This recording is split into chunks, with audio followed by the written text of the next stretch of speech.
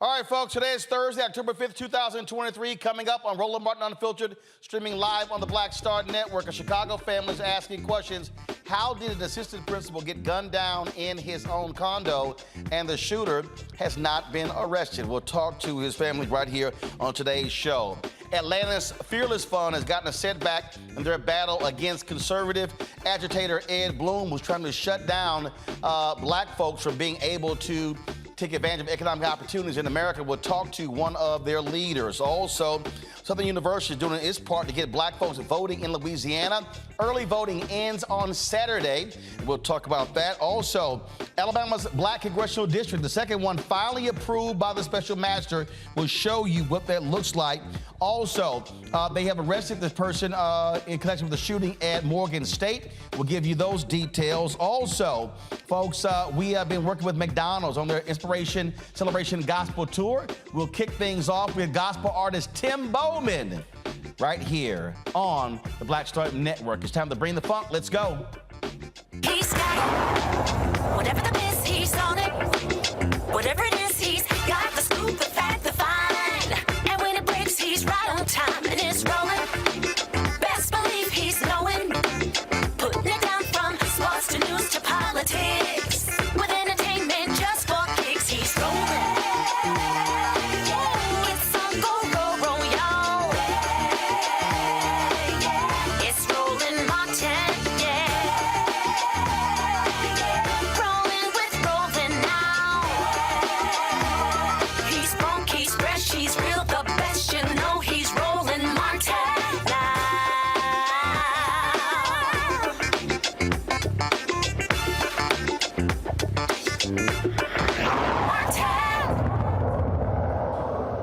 32-year-old Abnerd Joseph is dead, shot and killed by a neighbor in his condo. Took place on September 14th. But why is the killer not in jail? That is the question many people continue to ask. Police said they were called to the condo complex for a disturbance in an argument involving Joseph on the 48th floor. His family says, he says that he and the shooter, they live on the 29th floor. They don't know why he was on the 48th floor. A 45-year-old man, also a resident, was taken into custody for the shooting, but later released without any charges. A police report revealed that the man is a concealed carry license holder. The Cook County Medical Examiner's Office ruled the assistant principal's death a homicide, stating he died from multiple gunshot wounds.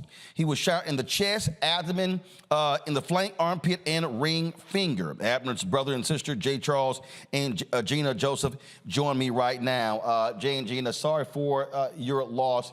I gotta ask again, I'm trying to understand, how does a shooting take place in a condo in Chicago and shooter not arrested, not charged? It is as if police are allowing this case just to go away. Yeah, thank you, Roland, for having us on the show.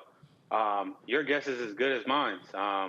We're seeking answers. We don't know how this could have happened and how my brother was murdered, like what led up to the timely death. So that's what we're on the show. That's what we're asking the state's attorney. We're asking the detective, like what actually happened. But as of right now, they said the investigation is still ongoing. Okay, investigation ongoing. Now, again, this has been 3 weeks since this took place. How long had he lived in this complex? About 14 months. 14 months. So he lived there 14 months. The shooting took place on, again, was it the 48th floor? Correct. So in this building, so both of them lived on the 29th floor. Shooting took place on the 48th. What's on the 48th? Is it like an open area? Is it a gym? Is it a club? Is it a pool up there? To y'all understanding, what's up there? That's a great question. That's a great question. We don't know. Okay, Gina, I'll just start with you. Have y'all visited this complex before? No. Okay. Have y'all talked to building ownership, management? Are there videotapes tracking the floor as well? Is there anything showing what happened? To our knowledge, no. Meaning tapes don't exist, or you don't know if they've been turned over to police? Me personally, Again, I we don't. Go ahead, Jay. Again, we don't know. We've asked the detective. They said the investigation is still ongoing. So as of right now, your guess is as good as mine. That's why, we're seeking out to the media. We're seeking out to, the state's attorney office, the detective, to demand answers, because we're in the loop. We don't know anything. Wow. It's unfortunate that we have to go to these extreme lengths, like, in order to get these answers. The answers that we're supposed to get from the police, we're not getting them. It seems that it's a lot of stuff that's unanswered compared to what you do know. And obviously, there have been a lot of people talking on social media. The school where he worked at, are they demanding answers as well? He's a member of Alpha Fraternity Incorporated. Are the Brothers of Alpha there? Are they also, have y'all been in connection with them for them to also be demanding answers from officials as well? They're here to support the family, and they have been here to support the family. So we've been working together on that. So we do have a Instagram page at Justice for Abnerd. So we've been in connection that way, like through the communities. Gotcha. Well, again, it is certainly strange in terms of these details and the lack of detail. So hopefully we will get more information soon, and y'all will get a better handle of what's happening in the case of your brother. Thank you. Thank you. All right. We certainly appreciate y'all coming on the show. Again, this is just very weird, folks. Again, for with this, and again, I remember seeing the story when it took place, and for this to be, again, 3 weeks later and again having no answers makes no sense. And again, the shooter, he not arrested, not taken into custody, not charged, and is still he's still free. All right, folks, got to go to a break. When we come back, more right here on Roland Martin Unfiltered. Lots to talk about, a lot of news to talk about today. If you're watching on YouTube, be sure to hit that button, folks. Hit that like button. Want to do that? Our goal is to get 2,000 likes every single show. Also, we want you to support us in what we do. Joining our Bring the Funk fan club. See your checking money orders. P.O. Box 57196, Washington, D.C. 20037-0196. Cash App is $RM Unfiltered. PayPal, R Martin Unfiltered. Venmo is RM Unfiltered. Zelle, Roland at RolandSMartin.com. Roland at RolandMartinUnfiltered.com. Be sure to support us in what we do as well. Download the Black Star Network app, Apple phone, Android phone, Apple TV, Android TV, Roku, Amazon Fire TV, Xbox One, Samsung Smart TV. Get a copy of my book, White Fear, How the Browning of America is Making White Folks Lose Their Minds, available at bookstores nationwide. Books A Million, Target. You can also download your copy, audio version on Audible. And of course, you can also, folks, now watch our 24-hour, 7-day-a-week streaming channel. We are live on Amazon News. So simply go to Amazon Fire, go to Amazon News. You can also tell Alexa, play news from the Black Star Network to catch the audio. We're also on Plex TV, so you can watch us there as well. In addition to, we have added 2 new platforms, 2 new fast channels. We're on Amazon Freevee. Check us out there. And you can see us on the live TV grid of Amazon Prime Video. And so you can check the Black Star Network out on all of those programs, on those platforms right there. We'll be right back. Hatred on the streets, a horrific scene, a white nationalist rally that descended into deadly violence. White people are losing their damn minds.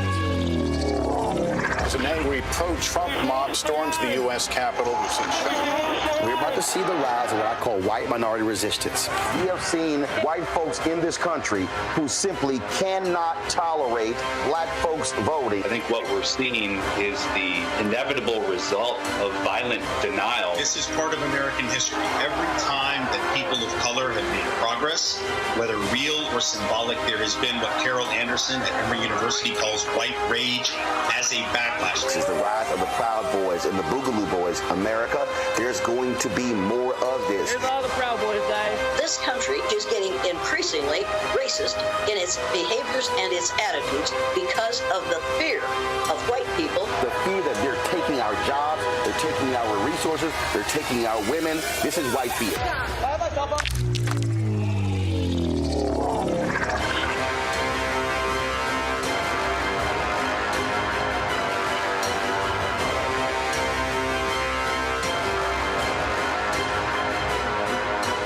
Next on the Black Table with me, Greg Carr.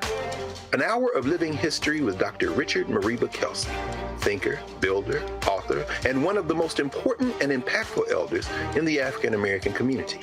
He reflects on his full and rich life and shares his incomparable wisdom about our past, present, and future. African genius is saying that my uncle was a genius, my brother was a genius, my neighbor was a genius. I think we ought to drill that in ourselves and move ahead rather than believing that I got it. That's next on the Black Table, here on the Black Star Network. Bruce Smith, creator and executive producer of The Proud Family, Louder and Prouder, and you're watching Roland Martin Unfiltered.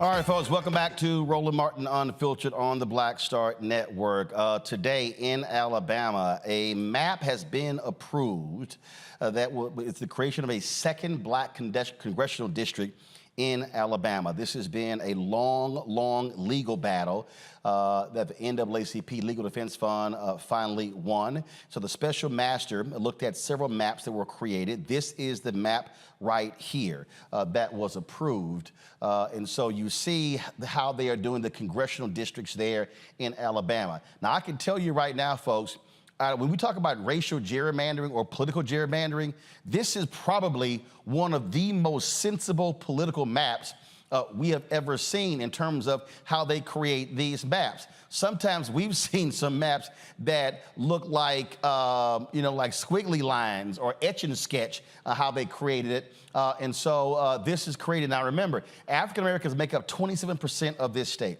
So many of them were packed into the one congressional district of Congresswoman Terry Sewell. The courts ruled that African Americans were not being treated fairly. And so what this is now going to do, so you look at the number of districts here, you can just count them, 1, 2, 3, 4, 5, 6, 7. So there are 7 congressional seats in Alabama, 6 of them Republican, 1 Democrat. That 1 Democrat is Congresswoman Terry Sewell. So you now are going to get a second black district and the creation of an opportunity district where black voters could play a huge role in the election there. So you could potentially have 4 Republicans, 3 Democrats in the Alabama congressional district that has a direct impact on who controls the United States House. Let's bring in my panel right now. Today's panel, of course, we have Dr. Greg Carr, Department of African American Studies at Howard University. Always glad to have Dr. Carr. Lauren Victoria Burke, Black Press USA out of Arlington. Nicole Porter, Senior Director of Advocacy for the Sentencing Project out of D.C. Glad to have all 3 of you here. Greg, I want to start with you. Again, we talk about political power. Well, folks have to understand this goes beyond just saying, oh, well, it'll be another black member of Congress. We're talking about, again, that person who's in Congress bringing resources back, the people in that district being able to reach their member of Congress for advocacy for any number of issues. This is about power. It's about resources. And so if you go from 6 Republicans to 1 Democrat, you now go from 5 to 2, 4 to 3. That has implications in the state. It has implications in the region and across the country. Yeah, absolutely. And as you've been covering in detail for quite some time now, Roland, this Alabama case, I think there are a couple of things at play in the overarching scheme of the legitimacy of the federal bench, particularly the Supreme Court. What we see is that the ploy to get Brett Kavanaugh back involved in this by the Alabama legislature seems to have failed.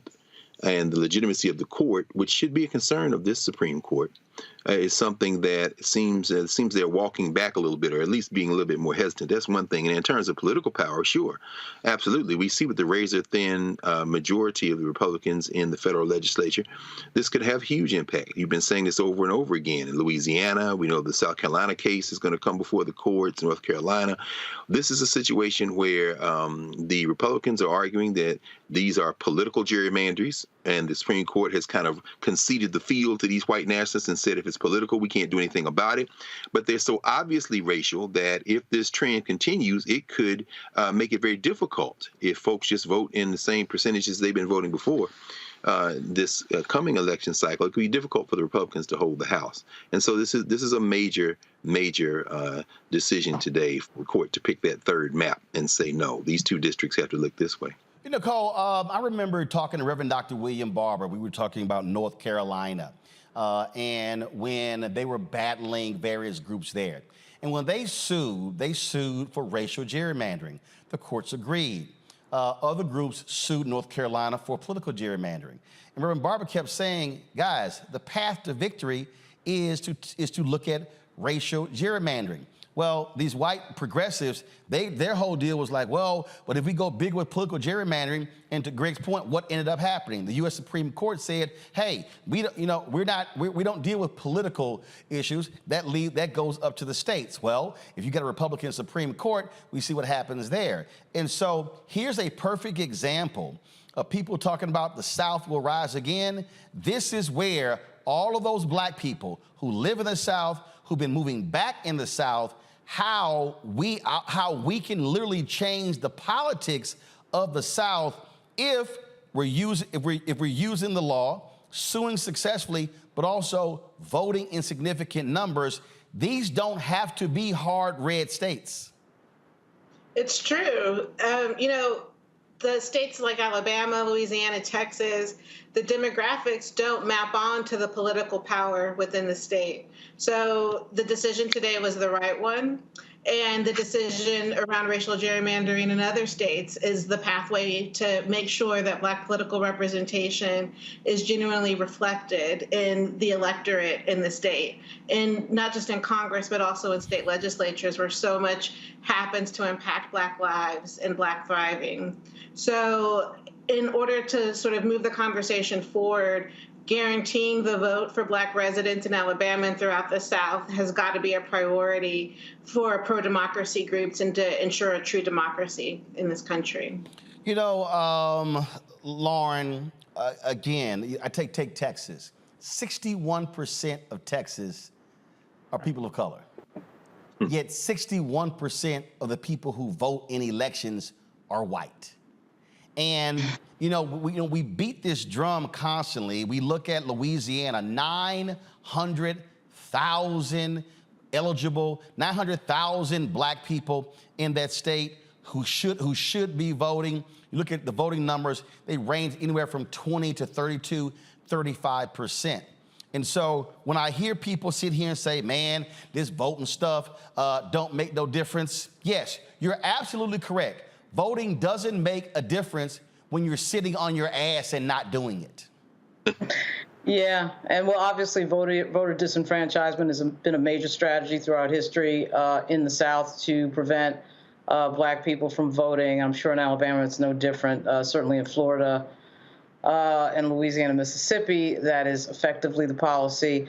Funny thing, in Virginia, it was found out yesterday that a bunch of folks are missing from the voting rolls because the Republicans have figured out some way to also add parole violations as some sort of way to disenfranchise people. So that's being sorted out. But at any rate, in Alabama, what it looks like it will mean is probably two or three African-American representatives from Alabama, which, of course, will extend the power of the Congressional Black Caucus, which is now at 59 with the swearing in of LaFonza Butler this week, and will be at 60 because there was a member who resigned, David Cicilline, in Rhode Island, and there is almost certainly going to be a Black member of Congress coming out of Rhode Island. So anyway, the Black Caucus is going to be somewhere near 63 or 64 or 65, possibly, certainly the biggest in history. and certainly the biggest caucus in Congress with this thing today in Alabama, which, of course, should have already been reflected. Alabama is sort of like Maryland, a little bit like Virginia. Virginia might pick up another black member of Congress as well, third next year, but we'll see. So it is very interesting with the margin in the U.S. House. It's a very slim margin of about 10 seats. There's 2 vacancies. You can see the crazy show going on in the U.S. House as run by the House Republicans. All of these things that happen are huge when it comes to 2 or 3 seats, because, of course, the entire control of the U.S. House can be decided by 2 or 3 seats. So, you know, when Speaker Pelosi was there, she had a 4-seat margin and still was able to get certain things passed. So we'll see. We'll see what happens with this. This is definitely going to mean, obviously, a pickup for the Democrats. See, the thing from right here, Greg, that is so ridiculously frustrating to me is when you deal with Simple Simons who know nothing about chess. As I was driving in, I was talking with a sister, and she was telling me that, I was having a conversation, and these are some folks who are some folks from Caribbean folks and some folks from other places, and they're like, yeah, you know, Roland Martin, he bougie. And like he's sitting here, he be talking about the Democrats, and I said, here's what they don't understand. Anybody who watches this show and thinks that I am caping for Democrats are stupid, because I'm caping for black people. Now, what the people out there who are talking about, I might vote for Trump or I'm not gonna vote, the reason they are some Simple Simon idiots is because when I say that I'm caping for black people, I am using my brain. I'm sitting here going, okay, let me look at who is available. And so over here, I have individuals who are Democrats. Over here, I have individuals who are Republicans. So if I, Roland Martin, if I care about voting rights, I'm gonna say which of these 2 individuals running more than likely supports expanding voting rights. I don't have to flip a coin to know it's 99.8% going to be the Democratic candidate. If I say, you know what, I want to see federal judges who support civil rights, who care about environmental rights, who care about workers' rights, and who cares about the environment, and who likely is going to support class action lawsuits, who likely is going to look at the evidence when black men have been convicted unfairly. So now I'm going, which one of these candidates will lines up with those issues? 99.8% is probably going to be, no, in this case, that's going to be 99.99%. It's going to be the Democratic candidate. So now that's 2 for the Democratic candidate and 0 for the Republican candidate. And then I'm sitting here going, okay, if I'm looking at these issues here, and I actually care about the education of our children, who likely is going to support, adding more funding for those particular issues, as opposed to trying to send that money to suburban white parents? It's probably going to be, about 89 to 91% the D and about 9% the Republican. And then if I start asking the question about black maternal health care, I begin to ask the question about black paternal health care, I begin to ask those very questions. So now all of a sudden, I'm 4 and 5 issues in, and ain't 1 point put on the board for the Republican candidate. So now again, these are no candidates by name, not personality, not anybody, not anything else. I'm judging on issues. And so now, if all of a sudden I got 225 of them in the House, and I've got, let's say 52, 54 in the Senate, and I got somebody like that who's in the White House, it's a good bet that the stuff that I care about as a black person is going to be acted upon because I'm voting that way. And Who am I likely to get my phone call return and meet with if I am bringing black people to the U.S. Capitol? That's what the simple Simons don't understand when you have to make political calculations for the benefit of your community. Absolutely. At the local level, and certainly where people live and where they want policy enacted. It reminds me of something I remember last year, having a conversation, and someone was having a conversation on National Public Radio, and they said that, you know, my mother is an immigrant, and she often echoes the talking points of the white nationalist, even though she herself is not white. She says, but when it's time to deal with constituent services, she always goes to her Democratic congressperson and city council person. So it's like when you start talking about constituent services and you start talking about benefits, I mean, clearly we know which party is for, or at least more for, the poor, the working class, the laboring classes, so to speak. I was in New York yesterday at the New York African Burial Ground. It was the 20th anniversary of their of the reinterment of our ancestors there.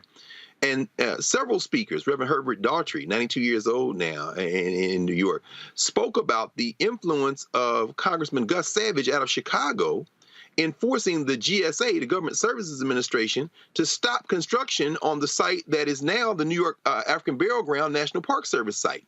Now, I remember that. Gus Savage is from Chicago, but because of his position as in oversight in the committee of the GSA, he was able to wield outsized influence to have an impact in New York. Why am I saying that? When you look at Alabama, and you look at this new district, which isn't quite 50% black, I think it's 48.7% black, it may very well be that the kind of representative that folk in that district want might not get elected if you don't go out and vote. And if you don't flip that legislature, then you can worry about everything from attacks on the safety net, like Social Security, your health care. All of those things will come. And it's not going to just impact you locally. It's going to impact people who look like you, friends, relatives, other people you have class interests with nationwide.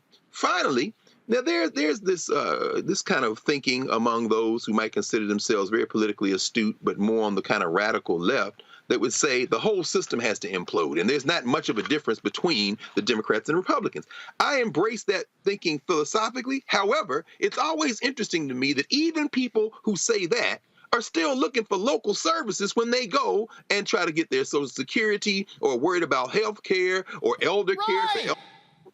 And it's like, why are y'all, okay, philosophically, I absolutely get it. I understand. However, when the rubber meets the road and you need somebody to intervene for you, it always seems to me that your interests line up with the Democrats. So the rhetoric, it's all fun and games until that security check don't come. Well, and the thing here, Nicole, again, I love these people. Like literally, there are people sitting here going, "Yeah, yeah, man. You know what? We were getting those checks under Trump." They so stupid because they don't even realize who controlled the House when the bills are being passed. The Democrats did. You couldn't. Any appropriation bill comes out of the House. These fools, I saw that video, I don't know who that dumbass rapper, I don't know what Sexy Red, Dumb Red, Ignorant Red, whatever the hell. And she like, oh, Trump was letting black folks out of jail. No, you dumbass. Let me say it loud for everybody in the back. No, you dumbass. The bill, the First Step Act, was led by Congressman Hakeem Jeffries, Democrat, in the House. Even that bill, when it got passed, went to the Senate, and when it got to the Senate, Senator Cory Booker, Senator Kamala Harris, and Republican out of Iowa, Grassley, they said it ain't good enough. Republican Tom Cotton was trying to stop it. Former Senator and Attorney General, that crazy fool Jeff Sessions, was trying to stop it, but it got improved. Then it got passed and signed by Trump. So any fool giving Trump credit for checks, and then fools, guess what? You ain't getting no damn stimulus checks anymore. That was during COVID. These fools trying to cut benefits. And so I'm listening to these fools who don't even understand they were House Republicans, literally tried to cut 80% of the money for women and children on nutrition. And so I'm going, so you gonna vote for this fool thinking you gonna get some checks when his own MAGA folk trying to cut 80% of the checks, more than likely to folks in your neighborhood. That to me is dumb. And last point, how in the hell you running around talking about, thank God that brother who got let out of prison, who didn't commit that robbery, and then you saluting that, but you're gonna vote for the folk who don't want to retest DNA that got the brother out. Listen, during the Trump administration, the fact that the First Step Act passed was good, and there were also people who got out on clemency. But there are a lot of also people who got disappeared into prison during his administration too. And the reality is that the First Step Act didn't go far enough. There are people today who are still locked up who could be released tomorrow if the will was there. So what Rep. Jeffries did and Senator Booker did in their leadership, and they've been champions of criminal justice reform in a variety of ways, as has the Black Caucus. But there's so much work to do. And, Trump did his thing with the goal of currying favor with the Black community, with certain folks that he could bring into his fold and who could stand behind him and cape for him during his administration. The reality is that wasn't everybody. That didn't lift up the majority of people who needed to be helped. And anyone who was paying attention should have been following closely the real dynamics of the First Act and the First Step Act and the impact on Black folks in the federal prison system, and then how that impacted folks within the states and at the local level. There were initial steps taken, but there's also a lot more work needed to be done given the nearly 2 million people who are locked up today, disproportionately Black, and how that's impacted in southern states, which have the highest rates of incarceration in the country. So we need to keep pushing. We've continued to partner with Senator Booker, Rep. Jeffries, and other members of the Black Caucus, and more work needs to be done in order to release people who don't need to be in prison today, who were disappeared over 30, 40 years ago. They could be released immediately from the federal prison system if changes were made. The thing here that I always say, Lauren, is I don't want to hear your whining after the fact. I don't want to hear any of your whining after the fact. I don't want to hear you running your mouth. I don't want to hear none of that because this is part of the deal. If you look at, we're going to talk to the Fearless Fund next. Guess what?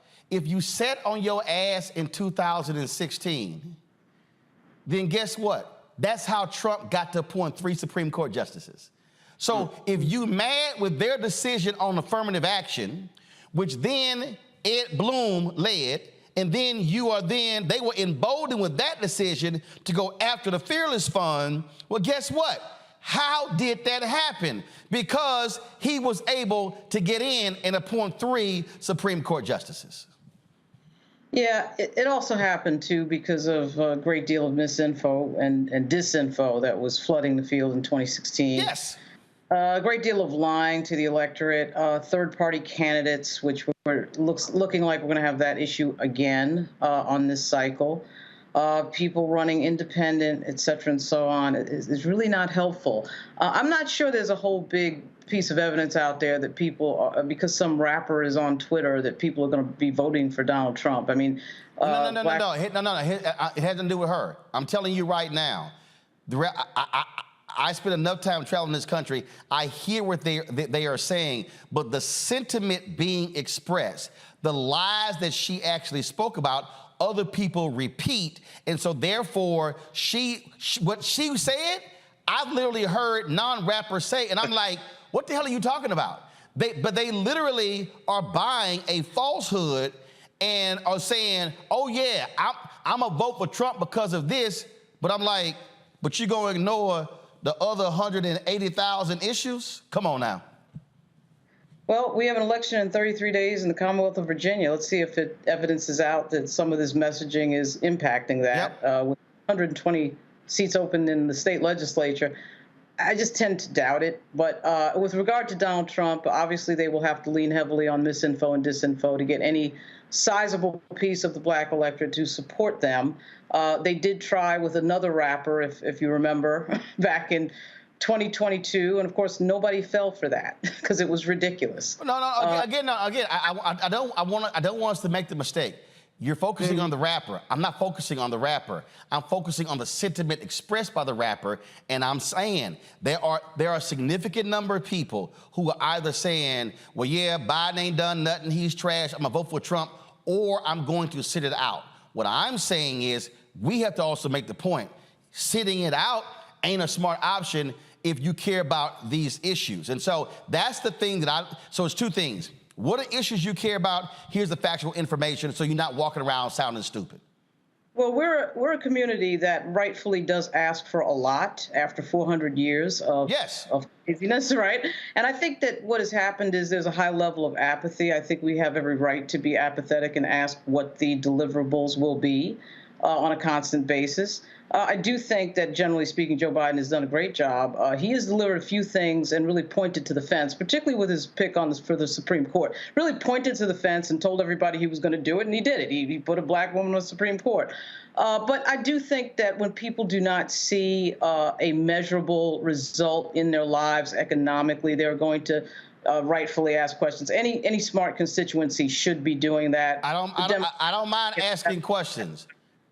But Democrats have to get better at articulating, of course, what it is they're doing, and they're getting a little bit better at that. But what I'm saying is, I'm not going to leave this up to Democrats. What I'm saying is, as black people, when you are engaged in a battle, you have to make decisions that ain't got nothing to do with a Democrat or Republican. And what I'm saying is, we can see the effects of when we don't vote. So what I'm saying is, I get. You say, hey, we haven't seen things get apathetic. I can't be apathetic because what I do know is what can get worse, what can get cut, what can get eliminated. And all I'm saying is I don't want us pissed off after the fact. I'm saying be engaged on the front end. Hold on one second, because we're going to talk about this a little bit more when we show you what the Southern University students are doing. We come back, though, we're going to talk about what's happening with the Fearless Fund, because this is a perfect example. The attack on the Fearless Fund is not solely an attack on the Fearless Fund. It is literally a direct assault on all of Black America. Trust me, it is bigger than them. You're watching Roland Martin Unfiltered on the Black Star Network. All change is not growth. Right. But thoughtful change is real good fertilizer. And that's what has been so beneficial to us. But you also were not afraid of the pivot. Well, and I'm a black woman in business. Come on, I don't care how I dress up. I don't care who I'm speaking with. I don't care what part of the world I am in. I still am a black woman in business. Being afraid of the pivot, being fearful of change is not what got me here. Respectful of change. Respectful of pivot, yeah. Fearful? No, no.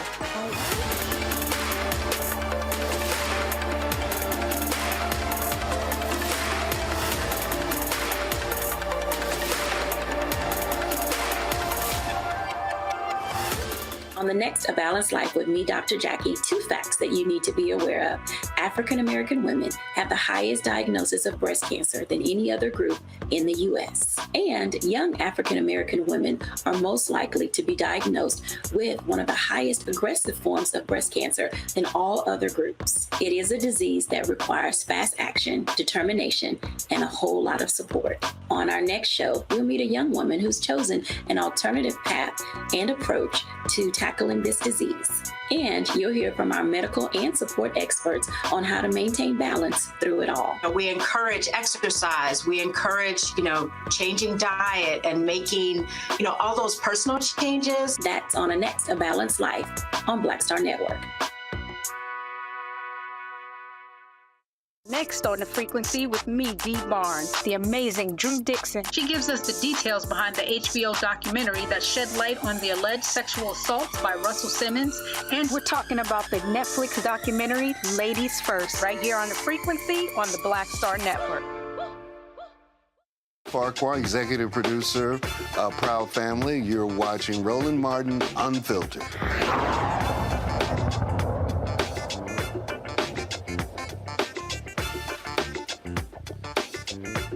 The Atlanta-based Fearless Fund continues their battle against forces who want to shut them down.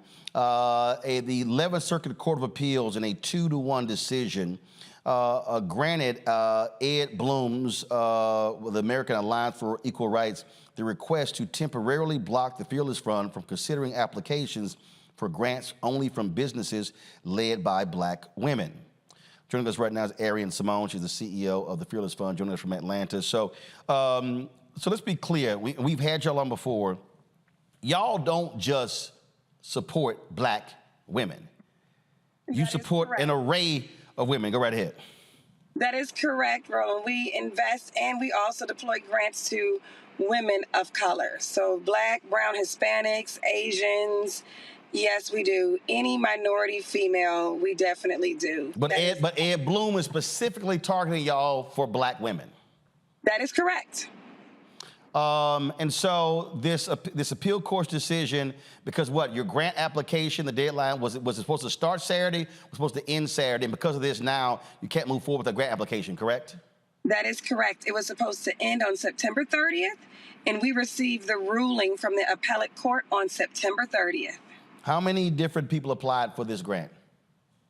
Oh, I'm not sure as far as demographic-wise how many different people, but we typically get on average every application over 1,000. It's always over 1,000. Right, but that's my whole point. So you had more than 1,000 people apply, which shows you the need. We're talking about $20,000 grants. And what white conservatives like Ed Blum don't care about, they don't care about the disenfranchisement of African Americans and other women. They don't care about the very few venture capital dollars that actually go to Black folks. They want to attack the economic lifeline of Black America. Yes, this is clearly an attack on our economic progress as a people, as well as the progress post George Floyd. After then, there were a lot of corporations in their DEI programs that deployed money to many organizations such as ours, the Fearless Fund, as well as the Fearless Foundation. And they are trying to reverse that progress. That is correct. And look, y'all have done other media outlets. You've actually been speaking to various groups and have been sounding the alarm. Let's be clear. This attack is the first, you know, if you will, bomb being thrown. They want to go after everything that has been beneficial for the betterment of African Americans. It's not like it's been huge in terms of numbers, but the bottom line is they want to stop even that progress. Yes, that is correct. How should I put it? Because I'm on your Unfiltered show, I normally wouldn't say this other places, but I guess white men feel so oppressed that they feel the need to do this. Even though when we talk about the number of white men that control venture capital funds, we're talking about, and then you look at private equity, we're talking about what, 95, 97%? Oh, yes. It's about 92% in PE and VC. The $62 trillion industry that we work in is majority white men. And those majority white men then invest in majority white startups, which then recirculate that wealth amongst that community. That is correct. Even though the money that they get for those private equity comes from pension funds, and that's a whole lot of money representing Black, Latino, Asian, Native American, and female workers. Oh, yes. Teachers, firefighters, police officers, you name it. So what's next? This holds y'all in place. So what's next for the Fearless Fund? What is next? I can't get too much into legal strategy on here, as well as what the plans are. But you're appealing this decision. Of course. Yeah. That's without saying. We are carrying this on to victory. Now, how we plan to carry it on to victory, I can't fully get into that, but we are taking this to victory. We are not backing down with this. You don't have to ever worry about that. All right, Arian Simone, we surely appreciate it. Keep up the fight. Thank you so much, and thank you for bringing awareness to this, because it is not about us. We are the lawsuit. We are not the focus. All right, we appreciate it. Thanks a lot. Lauren, I want to go to you again. You know, we spend time on this show sounding the alarm, and we talk about this election. I remember talking about just imploring our people. They're coming after school boards. This is what's going to happen when they come after school boards. They're going to be getting rid of black teachers and black superintendents and changing the curriculum. And then what happened? A lot of people fell asleep. Moms for Liberty, they sat here and ran people. And Steve Bannon was saying, we're coming after the school boards. We're coming after the election boards. We're coming after all of that so we can control it. Folks are like, yeah, we'll see. It's sort of like all these women who were sitting there going, well, you know, I know what they were saying about Roe v. Wade, but I never believed it. What are you talking about? They were telling you we're coming after it. So when somebody is telling you they're coming after it, believe them. Yeah, well, it does seem like that the entirety of the Republican Party's ideology in this era has been about who they can stop from doing something and who they can control from doing something. And it's funny when you ask members of Congress, particularly again in this moment of dysfunction with the Republican Party in the U.S. House, you know, these Republicans, like, what are you here for? What are you here for? They're always complaining about the swamp and being in D.C. and not wanting to be in D.C. I remember when Tim Scott first got into the House, that's all he would talk about.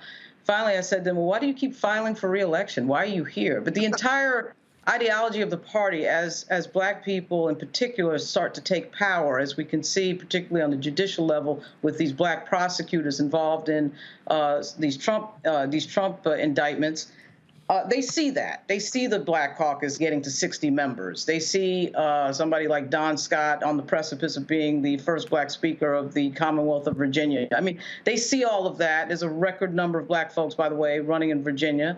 I think that, frankly, to go back to something that Dr. Carr said on the show, they'd rather blow the whole thing up than to see us in charge of anything. I mean, it's sort of like they're not looking to work together or looking for some agreement on issues. And that's a sad thing, because there are a lot of things that can be agreed on that are just sort of bread and butter type things that are not particularly ideological. But instead of doing that, they want to dismantle everything before more black folks get into power. That's what I see, and certainly that was touched off by Barack Obama's election. You know what, Nicole? I don't think they want to dismantle. I think what they're trying to stop is the dismantling. I think what you're looking at here, and again, when you see the attack on affirmative action, and then when you see the attack on economics, they are going after all of the programs that are being created in law firms, in corporate America, in the fellowships, in the scholarships. Because if you cut off the financial lifeline, because then you say, guess what? These black folks can't afford to go to school. So if you have these programs that are paying for education, that are paying for internships, we target those, we can shut the access to them and makes it harder for them. They are trying to prolong the ability of their white children being able to ease into the opportunities, because it's driving them crazy. They now have to compete. Yeah, I mean, it's all in protection, all in service to the white status quo. And it's really trying to attack and undo any remedies in a post-civil rights America really triggered by Obama's election. You know, one of the most ridiculous examples of this is what's happening after marijuana reform in a handful of states. Not just decriminalizing marijuana possession, but actually creating a regulatory system for legalized marijuana and allowing people to have licenses so they can sell it legally. There's all these restrictions on who can obtain those licenses, which disproportionately impact Black residents who want to get into the legal weed market. And the people who are advantaged by the current system are white men, white venture capitalists, and other white folks who want to get licenses to legally sell weed. And the fact that in some of these states that have had decriminalization around marijuana, there's been a lot of intentionality in trying to set up the system to repair the harm and address the disproportionate impact of Blacks who've been targeted by the war on drugs, by marijuana enforcement, and allowing them to have access to the licenses.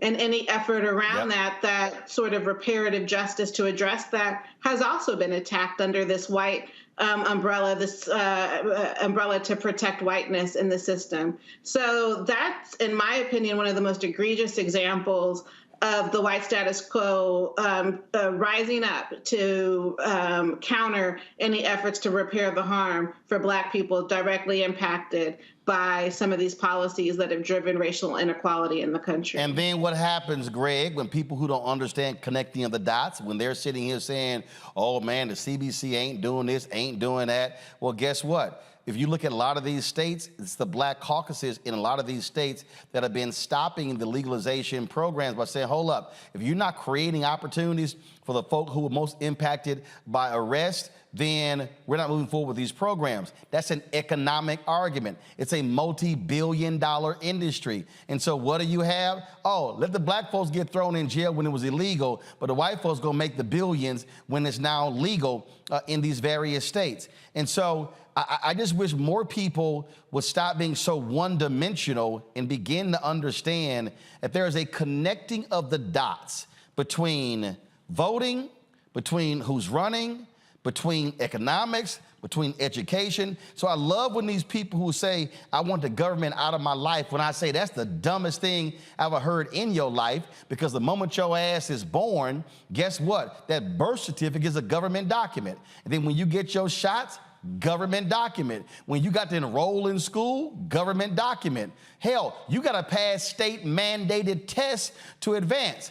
Government document. And when you decide to sit here and get married, government document. Divorce, government document. And when your ass pass on, government document, a death certificate. So this notion that I want government out of my life is pretty much dumb as hell. It is. And, you know, there's a basic lack of understanding or not connecting the dots that I think can be remedied. This is where education comes in. It's very important. And in this case, we certainly see that this is yet another step in, to quote Bill Fletcher, the attempt by the white nationalists to roll back the 20th century. Except this time, they're even trying to roll back everything that happened since the Civil War. Right. And take a, because of course, the specific wedge they're trying to use here is the Civil Rights Act of 1866, which of course, as we know, was passed 2 years before the 14th Amendment was ratified in 1868. And that, of course, is the law that Congress passed to ensure that African people in this country would be extended citizenship and have the right to, among other things, make and enforce contracts the same as other people. And we know that since the major victories of civil rights legislation enabling those Reconstruction amendments of the 1960s, particularly in this case, Title VII of the Civil Rights Act of 1964, which is a different law than 1981, Section 1981, these white nationalists have been hard at work, including people like Ed Bloom, to roll back the progress. Now, in this case, as we heard Sister Arian speaking, it seems that one of the legal strategies is going to be they're going to say, we're not making contracts with these grantees, we're extending them grants. Now, will that be able to be enough to pass the 11th Circuit and the Supreme Court? We'll have to see. But ultimately, what they have done is engage in what Derek Bell used to call in critical race theory, not to be confused with CRT, because people don't know what that is. Derek Bell called it colorblind constitutionalism. In other words, you pretend like you don't know why these laws were passed. Right. Right. They should apply to everybody equal to race. It is a legal fiction, and this is why, finally, as you're always reminding us, Roland, the federal bench matters. All of this can be reversed depending on who is the judge interpreting the statute. That's it. Absolutely. They're trying to literally use laws that were passed to help us against us. That's right. That's what they're trying to do. Just like how John Roberts was so damn stupid trying to say, we can get rid of the Voting Rights Act, Section 4, because things have gone so well for black people who are voting. Fool, the reason it been going so well is because of the very act. And what happened when they then ruled Section 4 unconstitutional? The white nationalists begin to pass the very laws to roll back that very success.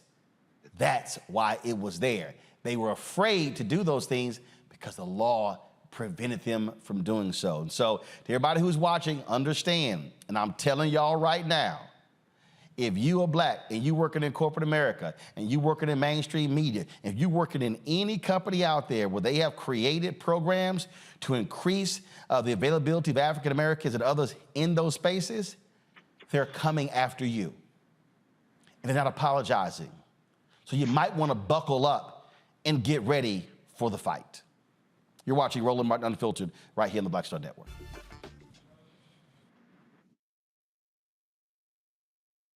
On the next Get Wealthy with me, Deborah Owens, America's Wealth Coach, we talk about the principles of mindset, strategy, and execution. This week, we're adding a fourth, faith.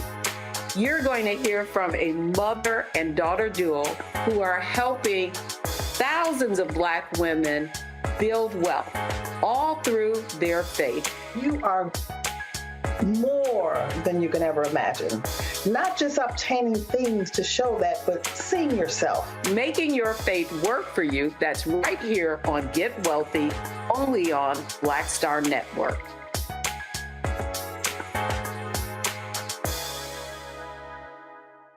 When you talk about blackness and what happens in Black culture, we're about covering these things that matter to us, speaking to our issues and concerns. This is a genuine people-powered movement. There's a lot of stuff that we're not getting. You get it, and you spread the word. We wish to plead our own cause.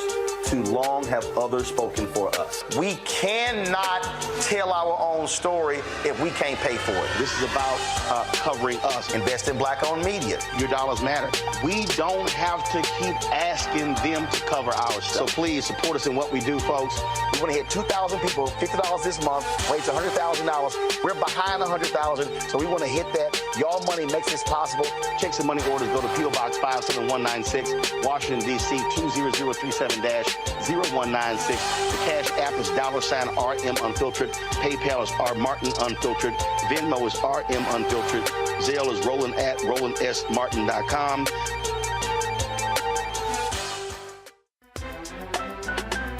I'm Faraji Muhammad, live from LA.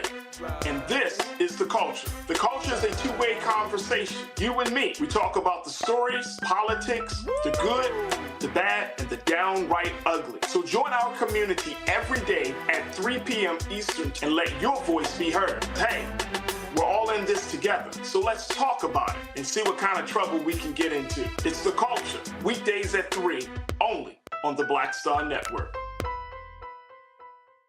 Hey, it's John Murray, the executive producer of the new Sherry Shepherd Talk Show. You're watching Roland Martin Unfiltered.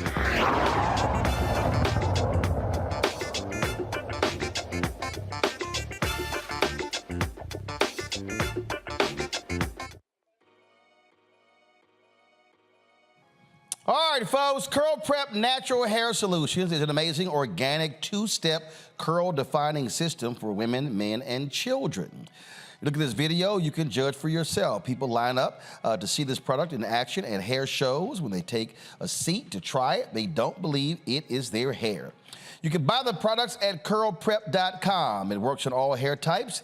Use the code ROLAND, R-O-L-A-N-D, lowercase letters, to get a 15% discount until October 21st. Now, it's just 2 steps, sweet butter and sweet defining gel, both at curlprep.com. And also, parents, you can remove the ouch.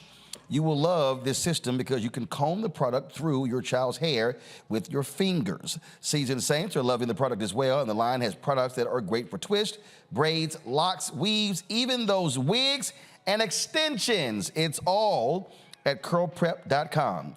Again, use the code ROLAND, R-O-L-A-N-D, lowercase letters, to get a 15% discount. That is until October 21st. Trust me, you will not believe it is your hair. Go to curlprep.com. I'll be right back.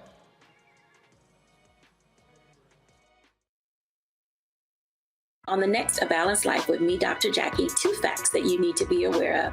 African American women have the highest diagnosis of breast cancer than any other group in the U.S. And young African American women are most likely to be diagnosed with one of the highest aggressive forms of breast cancer than all other groups. It is a disease that requires fast action, determination, and a whole lot of support. On our next show, we'll meet a young woman who's chosen an alternative path and approach to tackling this disease. And you'll hear from our medical and support experts on how to maintain balance through it all. We encourage exercise. We encourage, changing diet and making, all those personal changes. That's on the next A Balanced Life on Black Star Network.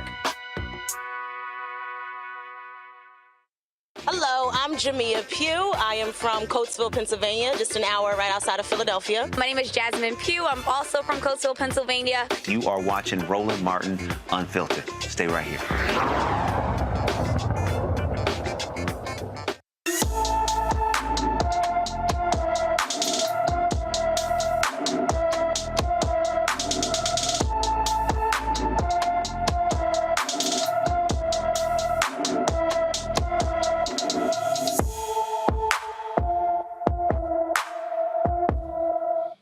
The Huntsville, Alabama Police Department issued an emergency missing child alert for Jamarius Logan, who was last seen on September 25th. The 15-year-old is 5 feet 6 inches tall, weighs 200 pounds, with black hair and brown eyes. Jamarius has a tattoo on his left arm that reads 9mm. He was last seen wearing gray sweatpants, a blue hoodie, and a black and white Jordan shoes. Anyone with information about Jamarius Logan is urged to call the Huntsville, Alabama Police Department at 256-924-1778, 256-924-1778. Folks, Morgan State University has canceled all homecoming activities this weekend, plus classes, as they continue to search for the individual or individuals responsible for a shooting on campus that left 5 people injured. Police have released a video asking the public to help identify these individuals of interest. Investigators believe there was a dispute between 2 groups when gunfire erupted near a university dorm. At least 3 people were believed to have been armed. 4 men and 1 woman between 18 and 22 were shot and hospitalized with non-life-threatening wounds. Classes are going to resume on Monday. Now, Bowie State, they are having their homecoming as well, and so what they have done is they have increased security on their campus as a result of the shooting at Morgan State. Bowie State's police chief released a statement saying, "Our hearts go out to the Morgan State University community. We understand that law enforcement is ongoing. There's going to be an event probably every day where we have to adjust and to change. They're going to be deploying armed and unarmed officers on campus. Security teams at Bowie State also will be out on bikes and have walking beats, as well as have metal detectors and security wands at homecoming events. They also going to be upgrading their security cameras, and more lights are going to be installed in dark areas around campus." This right here clearly is the reality that our universities are going to have to deal with, Nicole. And look, this is not somehow unique to HBCUs. We've seen these shootings take place on other campuses. This is also the fact of life when you have a lot of these places where they have concealed carry and you don't even have to have permits, you don't have to go to classes anymore. There's been such an expansion of guns in this country that you just simply literally assume guns are around you everywhere you go, including restaurants. I mean, that's it. That's the problem. The fact that so many people have guns and the access to guns. You know, my line sister's son is a student at Morgan State, and I went to school in Baltimore right down the street from Morgan State. It's just outrageous that the violence has come to campus and that so many are impacted by it. I mean, kids should feel safe, at the very least, at school. And it is because there are too many guns accessible in this country. And so we have to deal with that. We have to restrict and limit the use of guns. We have to figure out how to create efforts to reduce gun violence at all levels, including on college campuses. But like you say, people could be anywhere at this point and know that in reality they are at risk of potentially coming in contact or experiencing gun violence themselves. It's an outrageous state that we're in right now. It's horrible what happened at Morgan State. It's horrible that Morgan State's canceled its homecoming celebration, and that this is impacting other campuses that are increasing security to protect the students on their campuses as well. Greg, you teach at Howard University. Congratulations on 23 years there. These used to be safe havens, but the bottom line is they're no longer safe havens. No, and thank you, Roland. But I have to agree with Nicole. I mean, and what you said, this is symptomatic of a much larger problem. We all saw what happened at the University of North Carolina shortly after school started this year, which included the death of a faculty member, Zinzi Han, who was killed actually in his lab and the shelters in place there. How do you protect against something like this? You know, at the onset of COVID, it was the bomb threats at HBCUs. And quite frankly, many of our HBCUs, of course, are in big cities. And, you know, the Republicans will say these are Democrat-controlled cities. Nah, Chief Rocker. What y'all won't do is pass sensible gun reform legislation. And so people, as Nicole said, it's so too easy to get guns.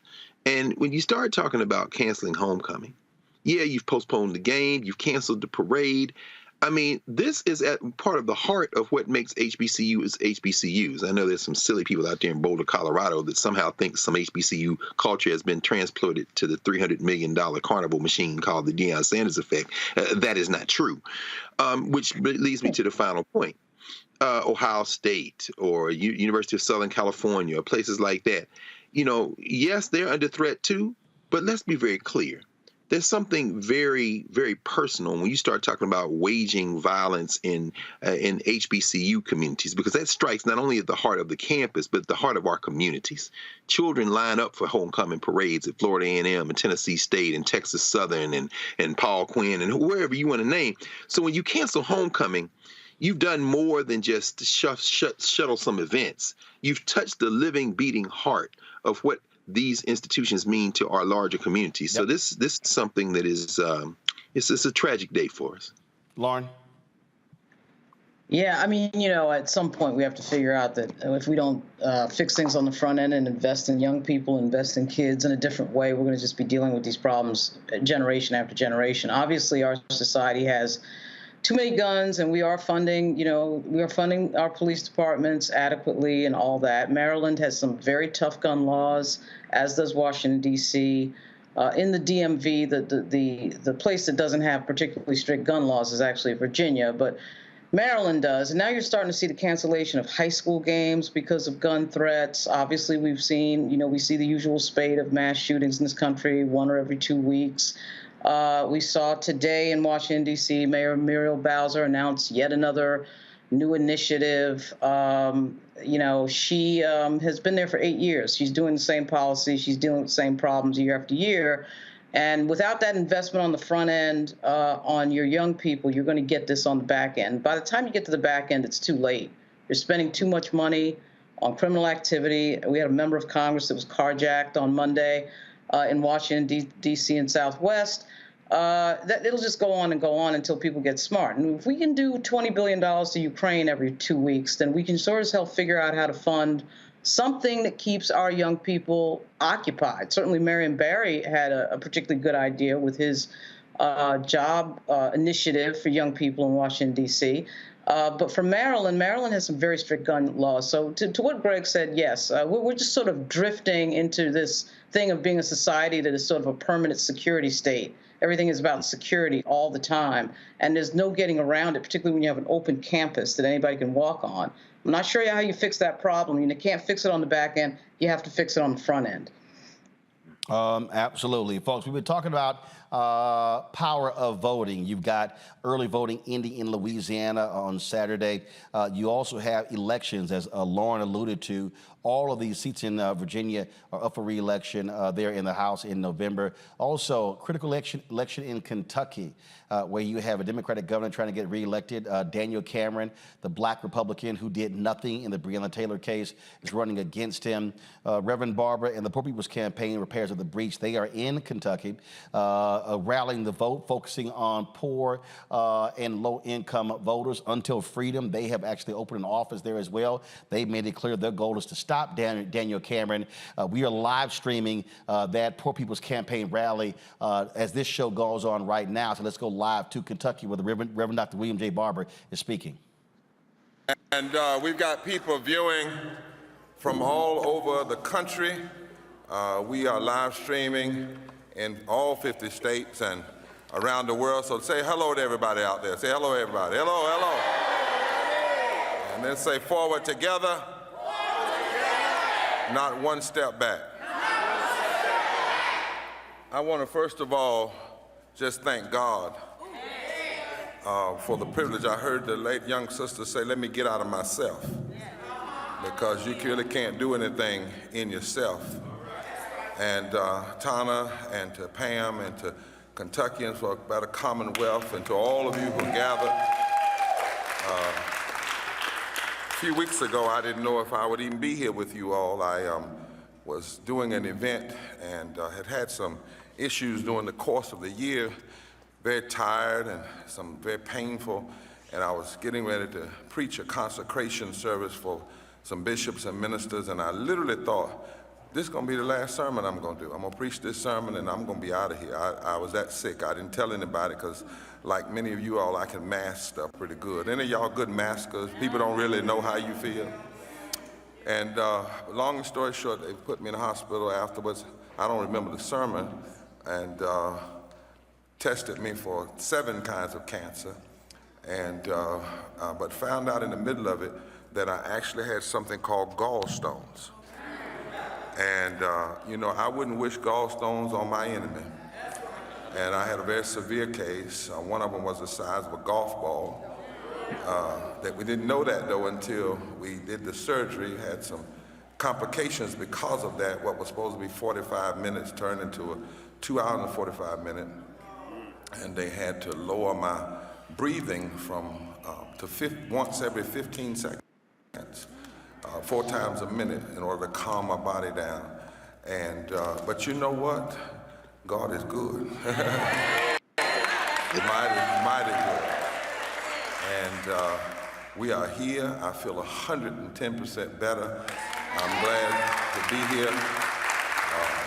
I'm here by the grace of God, but because God will supply all your need according to God's riches in glory. And then we were coming, I called Tana, I said, you know, I'm gonna try to be there next week, but it's been a season. My nephew had a near fatal accident in Georgia, 12 broken ribs, contusions in the lung, punctured lung, broken vertebrae, broken cheekbone, broken eye socket, went over in a ravine, but by the grace of God, somebody saw a little red light, and we don't know how long he was there, but by the grace of God, he went in that way Saturday before last and walked out this past Saturday. You hear what I'm saying? By the grace of God. And he's a young man. And so I'm just coming here full of knowing what God can do and being so thankful and so gracious. You know, COVID, I'm gonna get to what I want to talk about, but COVID should have taught us all that breath is something we ought not be wasting. I know we have a person in this movement that lost 21 members of their family in a 30-mile radius because Mississippi wouldn't expand health care. And a lot of people died, Charles, not because COVID killed them, because of the lack of health care. I have a cousin who lost 38 members of her family in a community where they closed hospitals because that state would not expand health care. But all of that goes back to who we elect, right? I also want to say tonight to the young folk, you are a part of the leadership of today, not tomorrow.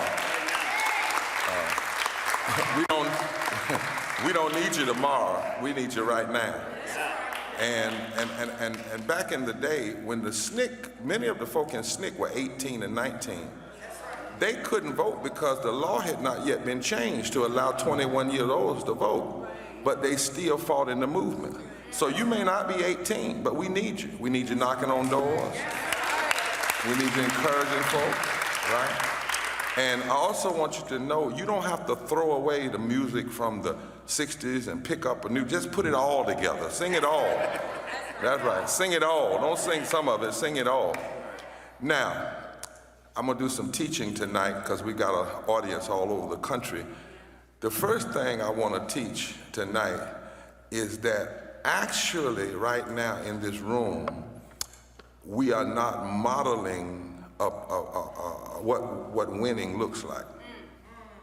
Don't get mad with me, hold on. See, you look at the room, we got rows of all black folk and rows of all white folk. That ain't gonna get it. The only way you're gonna win is through moral fusion. So I'm gonna ask the room to shift. I want folks to stand up. I want the organist to play a little bit, and I want you to find somebody. Be COVID safe. If you feel like wearing your mask, go find somebody you don't know and shift this room and sit beside them so it looks black, white, Latino, Asian, gay, straight, young. Come away to my organist. Don't tell me he left on me. I need my organist. If he's not here, I'll make it myself. All right, come on, come on. Some of y'all go back there. Some of y'all come up here. I need folk with some placards, right? Young folk, just stand up and tell somebody, come sit beside me. Come sit beside me. On this side, we need some switching. Because if you don't get to know some people you don't know, we're never gonna win. Now introduce yourself. Make sure you know who comes. Don't everybody get on the left side either. Some of y'all get to the left side. Some of y'all stay on my right side. Right. Now. All right, I need a few folk from the last 3 rows on this side. I need some of y'all to move back on this side. All of y'all went to the left. But we don't talk left and right, we talk right and wrong. So the last 2 rows, I need y'all to come back and mix it up. Yeah, you don't have to get too tight, you can still be spread out. Now, there we go. Camera shots, I want y'all to stay with the crowd. Don't shoot the other places, okay? Just shoot up here. Now, look at the person and say, what up? Now, all right. I want to suggest tonight that if we ever needed to vote, we sure do need to vote now. In the testimony circle of my faith tradition, I come from the country of North Carolina, we had testimony service. And every now and then, when things were going rough, one of the saints would get up and say, if we ever needed the Lord, we sure enough need him now. But those same saints recognized that faith without works is dead. So when they called on the Lord, they never called on the Lord thinking that they would not have to do something as well. They called on the Lord knowing that to call on the Lord means you're willing to take an assignment and do what you need to do. And so I want to sample that tonight, like the hip hop artists. If we ever needed to vote, we sure do. Now, you got to say it right. We sure do need to vote now. For us, the right to vote is not just a constitutional matter, but a fight born out of struggle and sacrifice. It's a gift, actually. It's a gift from God. It's a gift of the God of justice. 2,600 years ago, God had his prophets to say to every nation, if you want to please God, you have to do justice and love mercy and walk humbly before God. And that admonition was especially to those who hold office, who have power. And 2,000 years ago, God had his son say that when it comes to politics and it comes to public policy, the issue is what does a politician, what does a government do for the least of these? That really the truth is public policy must be judged from the bottom up. Eric, I know I'm messing with your mic, I'm sorry. From the bottom up, Tana and Pam, not from the top down. Now think about where we are in time for a moment. And you'll understand just by the history I'm getting ready to share with you why, if we ever needed to vote, we sure do need to vote now. Here we are today, 404 years since the first ship landed in Virginia, bringing slaves. Here we are, 233 years ago, when Crispus Attucks was the first African American and one of the first people to die fighting for this country, while at the same time people who looked like him were being considered slaves. Here we are tonight. Tonight we sit here 247 years since the signing of the Declaration of Independence, which says that everybody has an inalienable right to life, liberty, and the pursuit of happiness. And inalienable means it is God-given. It's a part of natural law. It comes with the package of being born, inalienable. But inalienable also means you can't give it away. Because if you give away life, liberty, and the pursuit of happiness, then you are basically saying that you have decided that the oppressor is your God. Here we are, 230 years since the Constitution was drafted. Here we are, 236 years when people of ebony hue were fractionized in that Constitution and considered to be 3/5 of a person. Here we are, 194 years since Mexico outlawed slavery, and 188 years since Texas and America revolted against Mexico because they wanted to keep their slaves. Be careful how you talk about Latinos and folk coming from Mexico. You need to know the real history. California was Mexico. Texas was Mexico. New Mexico was Mexico. Arizona was Mexico. You got to know about the Louisiana Purchase. You got to know about what was stolen, because when the folk are trying to come here, they're not trying to come to our home, they're trying to come back home. They are Americans, South Americans, but still Americans. And much of the reason that they are fleeing is because of policies that America engaged in that made Guatemala and other places so bad. Here we are, 174 years since Harriet Tubman escaped slavery. And since Harriet Tubman went back to get people out of slavery, and when she did, 100 and some odd years ago, Harriet Tubman said, now, if you go with me, you gonna be free. Either one way or the other, you're gonna walk with me to Philadelphia, you're gonna walk with me to Canada, or I'm gonna use this .38 pistol and send you home, but you're not gonna go back to slavery. Yeah, that was Harriet. Here we are, somebody say, here we are. 171 years since Frederick Douglass actually delivered a 4th of July speech where he said that the celebrating independence in America was fraud, bombast, and hypocrisy until America did right by the sons and daughters of slaves. Here we are.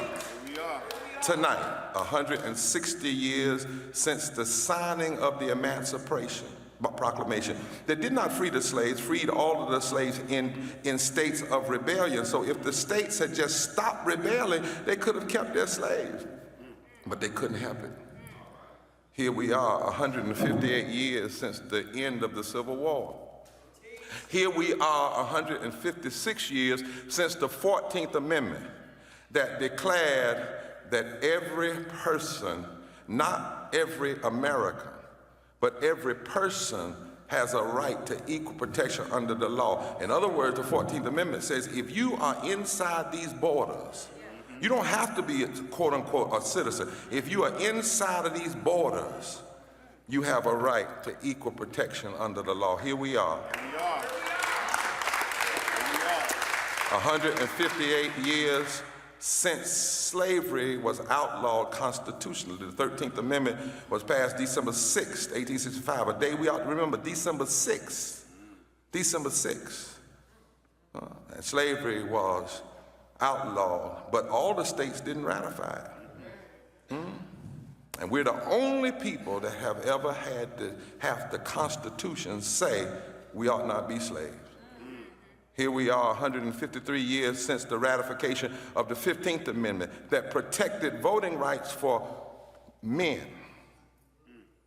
black men and white men, because originally when the Constitution was written, if you were not a male who owned land, you couldn't vote. So women were left out, Indians were left out, black men were left out, black women were left out. Here we are 125 years since the riots in Wilmington, North Carolina in 1898, where literally there was a coup d'etat that took over and declared that this is how we run people out of office. So when you see January 6th, you need to understand January 6th is not the first time that America has ever seen what we've saw. Here we are 115 years after the Springfield riots. Here we are 114 years since the Niagara movement, which became the NAACP. Now, the sister said I was the president of the NAACP. True, but what I'd like you to know is I am the graduate of 15 arrests. I'm a member of the Poor People's Campaign. I've been a pastor for 30 years, right?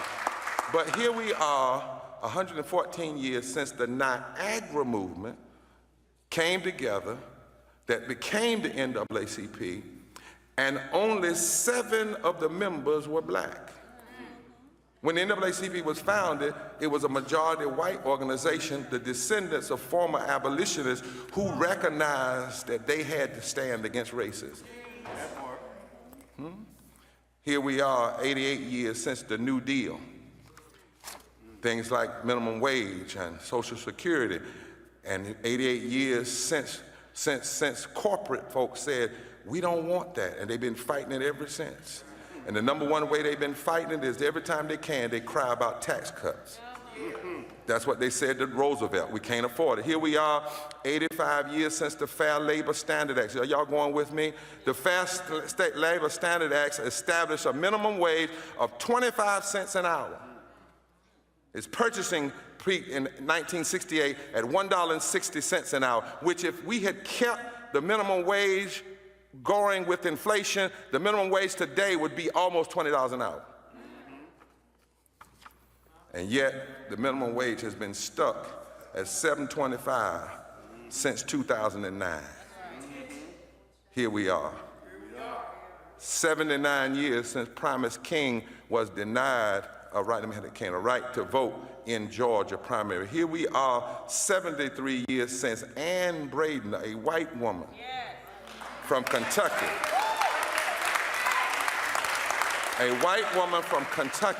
spearheaded the desegregation of hospitals in Kentucky. She got arrested in 1951. And she led a delegation of Southern white women to organize the Civil Rights Congress to Mississippi to protest the execution of Willie McGee. Don't you ever think that the only folk that have ever fought for the release and freedom and deliverance of black folk have been black folk. Here we are. 69 years since Brown versus Board of Education overturned Plessy versus Ferguson. Folks, if you want to actually see the rest of that, we are live streaming this on the Black Star Network. It's a second feed we have on our YouTube channel. You can go to Black Star Network app to actually see this. Those of you who are watching on Amazon News, Freevee, Prime Video, or Plex TV, again, go to the Black Star Network app or go to our YouTube channel to see that feed. I want to go to our panel. Nicole, I want to start with you. One of the things that I think is critically important, and you hear, Reverend Barber does this all the time, he walks folks through the history so folk can understand that it's not about hooping and hollering and just getting folks excited. What he's doing, he's trying to teach people to understand that there's a long history here when it comes to fighting for voting rights and fighting for the issues that matter to poor and low-income folk. Yeah, absolutely. And I think really that's at the root of the Black community is fighting for our rights, and then actually opening up the conversation so that everybody's liberation is included in that. And what's really important to think about in Kentucky is that if the wrong person wins, there are going to be real impacts on the electorate, particularly the Black electorate, given the executive order that Governor Beshear issued when he got into office to expand voting rights to people with felony convictions who've completed their sentence in the state. So that's literally at risk if Cameron wins election. That's happened before in Kentucky when a voter suppressive governor followed a pro-democracy governor and rescinded an executive order stripping the voting rights of people living with felony convictions in the state. And that's literally at risk if the wrong outcome happens this fall. So the history that Reverend Barber walked his audience through and walks your audience through who are watching the live stream is a critical one. And we're actually in the midst of living history, because if the wrong outcome happens this November, that's going to have real impact on not just Kentuckians, but it's going to be moving the country in the wrong direction, given the voting rights expansions that we have to protect to sustain. You know, Lauren, there are some people who say, okay, look, and I've heard people say this, man, what Reverend Barber and those guys are doing, they're really wasting their time. Those poor white folks, they're not going to sit here and recognize that their interests economically are the same as ours. But here's the deal. If you don't actually make the effort to walk folk through, they'll never understand. You know, I used to always say to even President Obama, look, man, stop going to the suburbs of Ohio and Maryland and Virginia touting the Affordable Care Act. Go to the brokest, whitest, sickest, reddest parts of this country and tell them I passed this law for y'all because y'all are broke and y'all sick. And then you should be asking your U.S. senators, where are you? You got a governor's race in Mississippi right now, and again, Democrats love to avoid these states. You know what?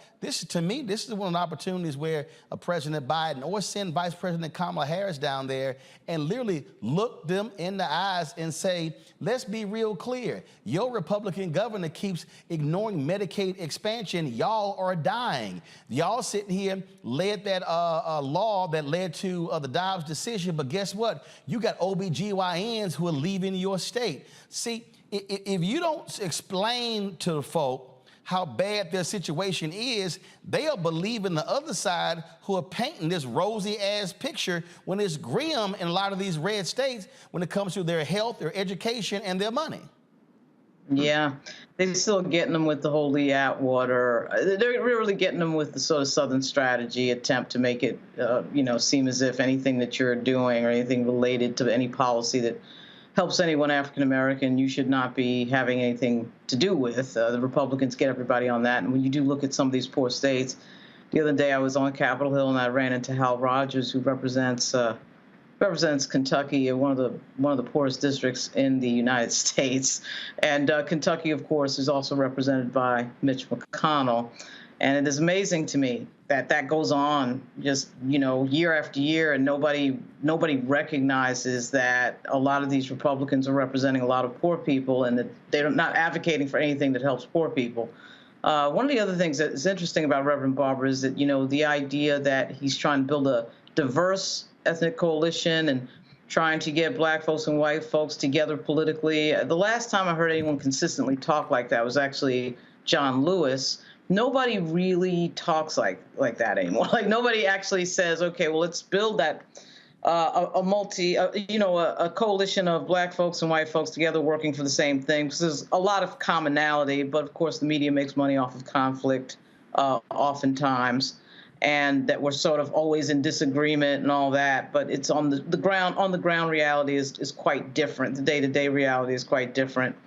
But yeah, there's a lot of poverty in the United States. Over 45 million people are under the poverty line, and there's not a lot of people talking about that, Republican or Democrat. There's not a lot of people talking consistently about poverty.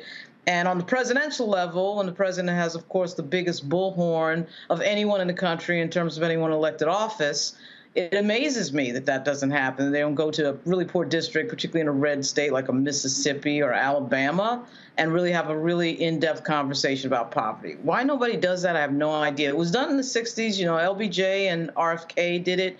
I'm not sure why it doesn't happen today. It makes no political sense. I do. I mean, the reason that's the case, Greg, is because what these candidates always want to say is middle class, middle class, middle class. Because if they talk about the poor in the minds of the middle class and upper middle class voters, oh, here you go with handouts. You're trying to help all those poor broke people. That's why. That's why they don't talk about them.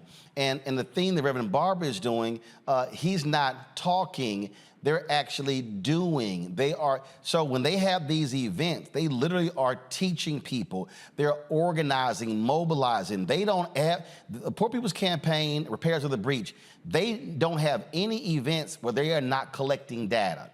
You heard when he said we are live streaming this to all 50 states. Of course, they reached out to us. We're streaming it on the Black Star Network. But what they do is they are linking to other pages as well. They are all about how do we actually build a movement. One of the greatest mistakes that I've always had, I used to, every time black civil rights leaders would hit me about an event, I would go, y'all collecting data? Who's gonna be there? Okay, so who's showing up? Are you getting names, addresses, phone numbers, emails, social media? What are you actually getting? And that's always a mistake. Having an event just to have an event doesn't do anything. So if a 400 or 500 folks show up, then when you need people to move on City Hall and move on the school board and move on the county commission, you now have a database to actually build from. And so that's why I think it's crucial that what they are doing, they are truly organizing and mobilizing. They are, Roland, and that's slow work. It's difficult work. It requires you to be human in the world with other human beings. It's not sexy. And it takes full spectrum work. I mean, think about, you know, you've had Alicia Garza here on the program and to talk about the Black Futures Lab and collecting data, and that's an important piece of it. But I think about all the people who are doing work and the fact that this is a space where everyone can have time to talk. Another reason, again, why supporting this platform is so important, because the Black Star Network gives voice to this. And I'll tell you. It ain't on MSNBC, CNN, no. ABC, Fox, and they're not even showing on their digital platforms. That's right. Not only is it not on there, when you do see a William Barber sneak in and maybe give a segment, it's 5 minutes, it's 10 minutes. It's not long form. It's certainly not streaming like this. You're absolutely right. And they're not putting it on streaming platforms. And I think it speaks to the underlying challenge of movement work. Lauren, when you mentioned John Lewis, as you were talking, you said, I hadn't heard somebody speak like this since John Lewis. I thought for a minute, and at 58, I'm old enough to remember when Jesse Jackson talked like this during his presidential campaign. Mm-hmm. And I think, we all remember that. I was an 18-year-old freshman at Tennessee State when the Jackson campaign came through Nashville. And I'm sitting in the living room of a white hippie in Nashville, one of those students for Democratic Society type hippies, ponytails. And here I am, a kid from South Nashville, in North Nashville, a bunch of other black folk and white folk, man. And this kind of, that Rainbow Coalition idea, of course, birthed among other places in Chicago with the Young Lords and the Black Panthers and the Hillbillies from the north side of Chicago all together, Fred Hampton. I think that, we see that now many years later.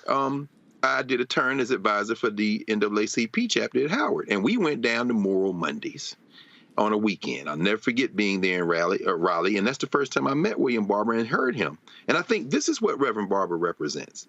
And this isn't to say that John Lewis or Al Sharpton or anybody else doesn't represent this.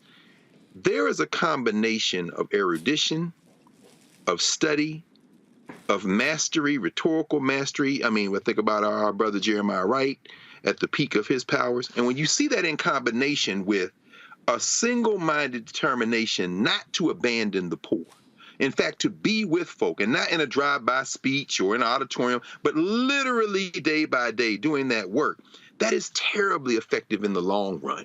Because what that does is give people not only inspiration, but it restores their memory and it gives them instruction and it allows them to give themselves power. And so I'll end with this. The fact that we were sitting there watching this and the fact that all of us, I hope, certainly I will, after we get off today, will go back and continue to watch and then go back and see the whole thing in its entirety. That is only possible because of this platform. And we do not look to commercial news, entertainment media to do that because it can't. As Lauren said, they're not in that business. Their business is profit. What we're watching in William Barber and all of his comrades, all those women and men, and of course, Roland, you correct me if I'm wrong, but in terms of major news media outlets, we were out there last summer. So and I didn't see anybody else but you. No, in fact, that was June of last year. And yes, sir. They had a number of positions on the platform for those outlets and their cameras, and they didn't show up. And I do remember when I think Simone Sanders' show or one of the MSNBC shows, they wanted me to go live. Well, we went live from the Poor People's Campaign event. So yeah, they weren't there. And we've covered other events, and they're not there. And all of these loudmouth, so-called new black media Negroes who run their mouths, none of them were there as well. No, and that's all I was doing. I mean, just sitting here, you know, Nicole and Lauren, I think about this. There are moments, inflection moments that inspire you and can shape the rest of your life. I know what listening to Reverend Jackson and working on that campaign did for me in 1984. That's right. And looking at Reverend Barber, it's not the same as Jesse Jackson, and it shouldn't be the same. It's a different time, but it's the same need, and he's meeting that moment. And it's a beautiful thing to listen to hear, and to participate in, which is what we all need to do. And I'll tell you this here, the Poor People's Campaign and Reverend Barber, one of the few, and I mean few, civil rights groups that have actually been financial supporters of this show. It's a whole bunch of people want me to show up to their stuff and cover their stuff, but it's a whole bunch of them who don't write a check. They want to do it for free. And so they actually put their money where their mouth is. Greg, I know you've been in and out of town, running everywhere. And so I told you I got to get it to you, but I told you I was going to hook you up. So, so y'all, I was at the Alpha convention and they had a bunch of HBCU Alpha shirts, and I saw the Tennessee State one, so I text Greg. I was like, okay, what size? And so, Greg, we got to get, so you can come by the office, and we got to figure out to get it to you. And so, cool, I'll leave it with Carol. So this is your Tennessee State Alpha shirt. Brad, thank you, Bob. Hey, man, Beta Omicron, well, I can't call it what it used to call it. Them is the ancient days. We don't do that kind of activity no more. But I appreciate it, hey, man. Love you, man. I'm going to come down there and get it from your hand, man. All right, I appreciate it. We got you. All right, then. Nicole, Lauren, Greg, I certainly appreciate y'all. Thank you so very much for being on today's show. Folks, when we come back, my interview with gospel artist Tim Bowman. Y'all, he talks about how fiercely competitive it was in the Winans family. It's a great interview. And does Tim Bowman know who Jeffrey Osborne and LTD is, who the Commodores are, and Lionel Richie? Y'all, it's a great interview. We'll have that next right here on Roland Martin Unfiltered on the Black Star Network.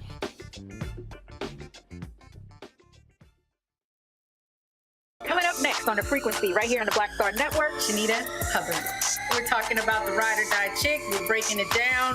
The stereotype of the strong black woman. Some of us are operating with it as if it's a badge of honor. Like, you even hear black women like aspiring to be this ride or die chick, aspiring to be this strong black woman, so at their own expense. Next on The Frequency, right here on the Black Star Network. When you talk about blackness and what happens in black culture, we're about covering these things that matter to us, speaking to our issues and concerns. This is a genuine people-powered movement. There's a lot of stuff that we're not getting. You get it, and you spread the word. We wish to plead our own cause.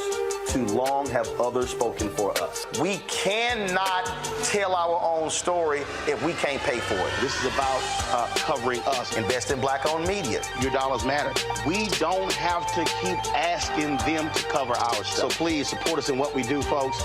We want to hit 2,000 people, $50 this month, raise $100,000. We're behind $100,000, so we want to hit that. Y'all money makes this possible.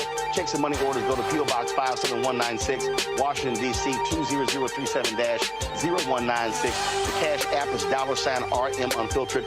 PayPal is R Martin Unfiltered. Venmo is RM Unfiltered. Zelle is Roland at RolandSMartin.com.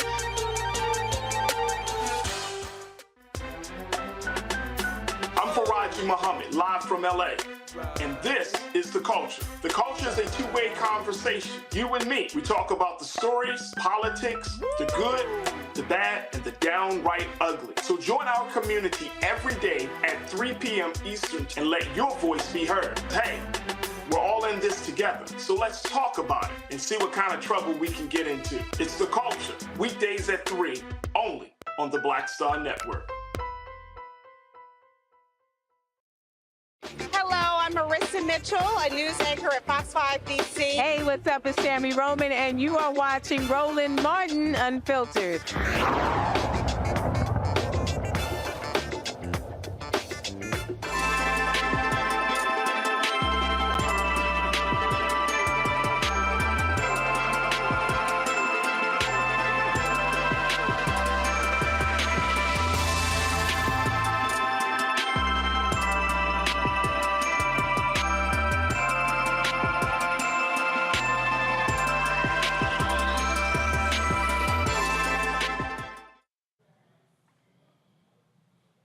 Folks, we are the Black Star Network. We are proud to partner with McDonald's and their Inspiration Celebration and Gospel Tour, a 6-city tour. It kicked off in Chicago at the House of Hope, and then they were at the Fox Theater in Detroit. Tomorrow night in Philadelphia, they will have the concert there as well. It is an amazing lineup of artists: Hezekiah Walker, Anthony Brown, Sir the Baptist, Bree Babineau. You got the Walls family. You got Doe. You've got, who am I missing, y'all? You got Mike Teasy. You've got, I mean, just an unbelievable, but also Tim Bowman Jr. He is a member of the gospel royalty, the Winans family. And so we went to Chicago. We sat down and talked with all of the different artists. A great conversation with all of them. And so we're going to be running these interviews over the next couple of months. Again, they're going to be in Philadelphia Friday, October 6th. Then they're going to be in Atlanta, October 20th, and on to Dallas, and ended in December in Jackson, Mississippi. And so you see tomorrow they're at the Mann Center at 5201 Parkside Avenue. Tickets are free for this tour. All you got to do is go to blackandpositivelygolden.com, blackandpositivelygolden.com to get your tickets. And so we kick things off with gospel artist Tim Bowman Jr. Hope you enjoy. Hands together for this Grammy Award nominee, Tim Bowman Jr.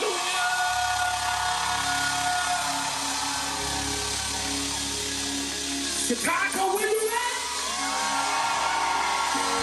Are there any praises in the room tonight? I need about 3,000 praises to jump to your feet. Tell your neighbor we getting ready to blow the roof off of this place. Somebody put your hands in the air, open up your mouth and scream. I believe if you scream loud enough, you won't get what you put into it.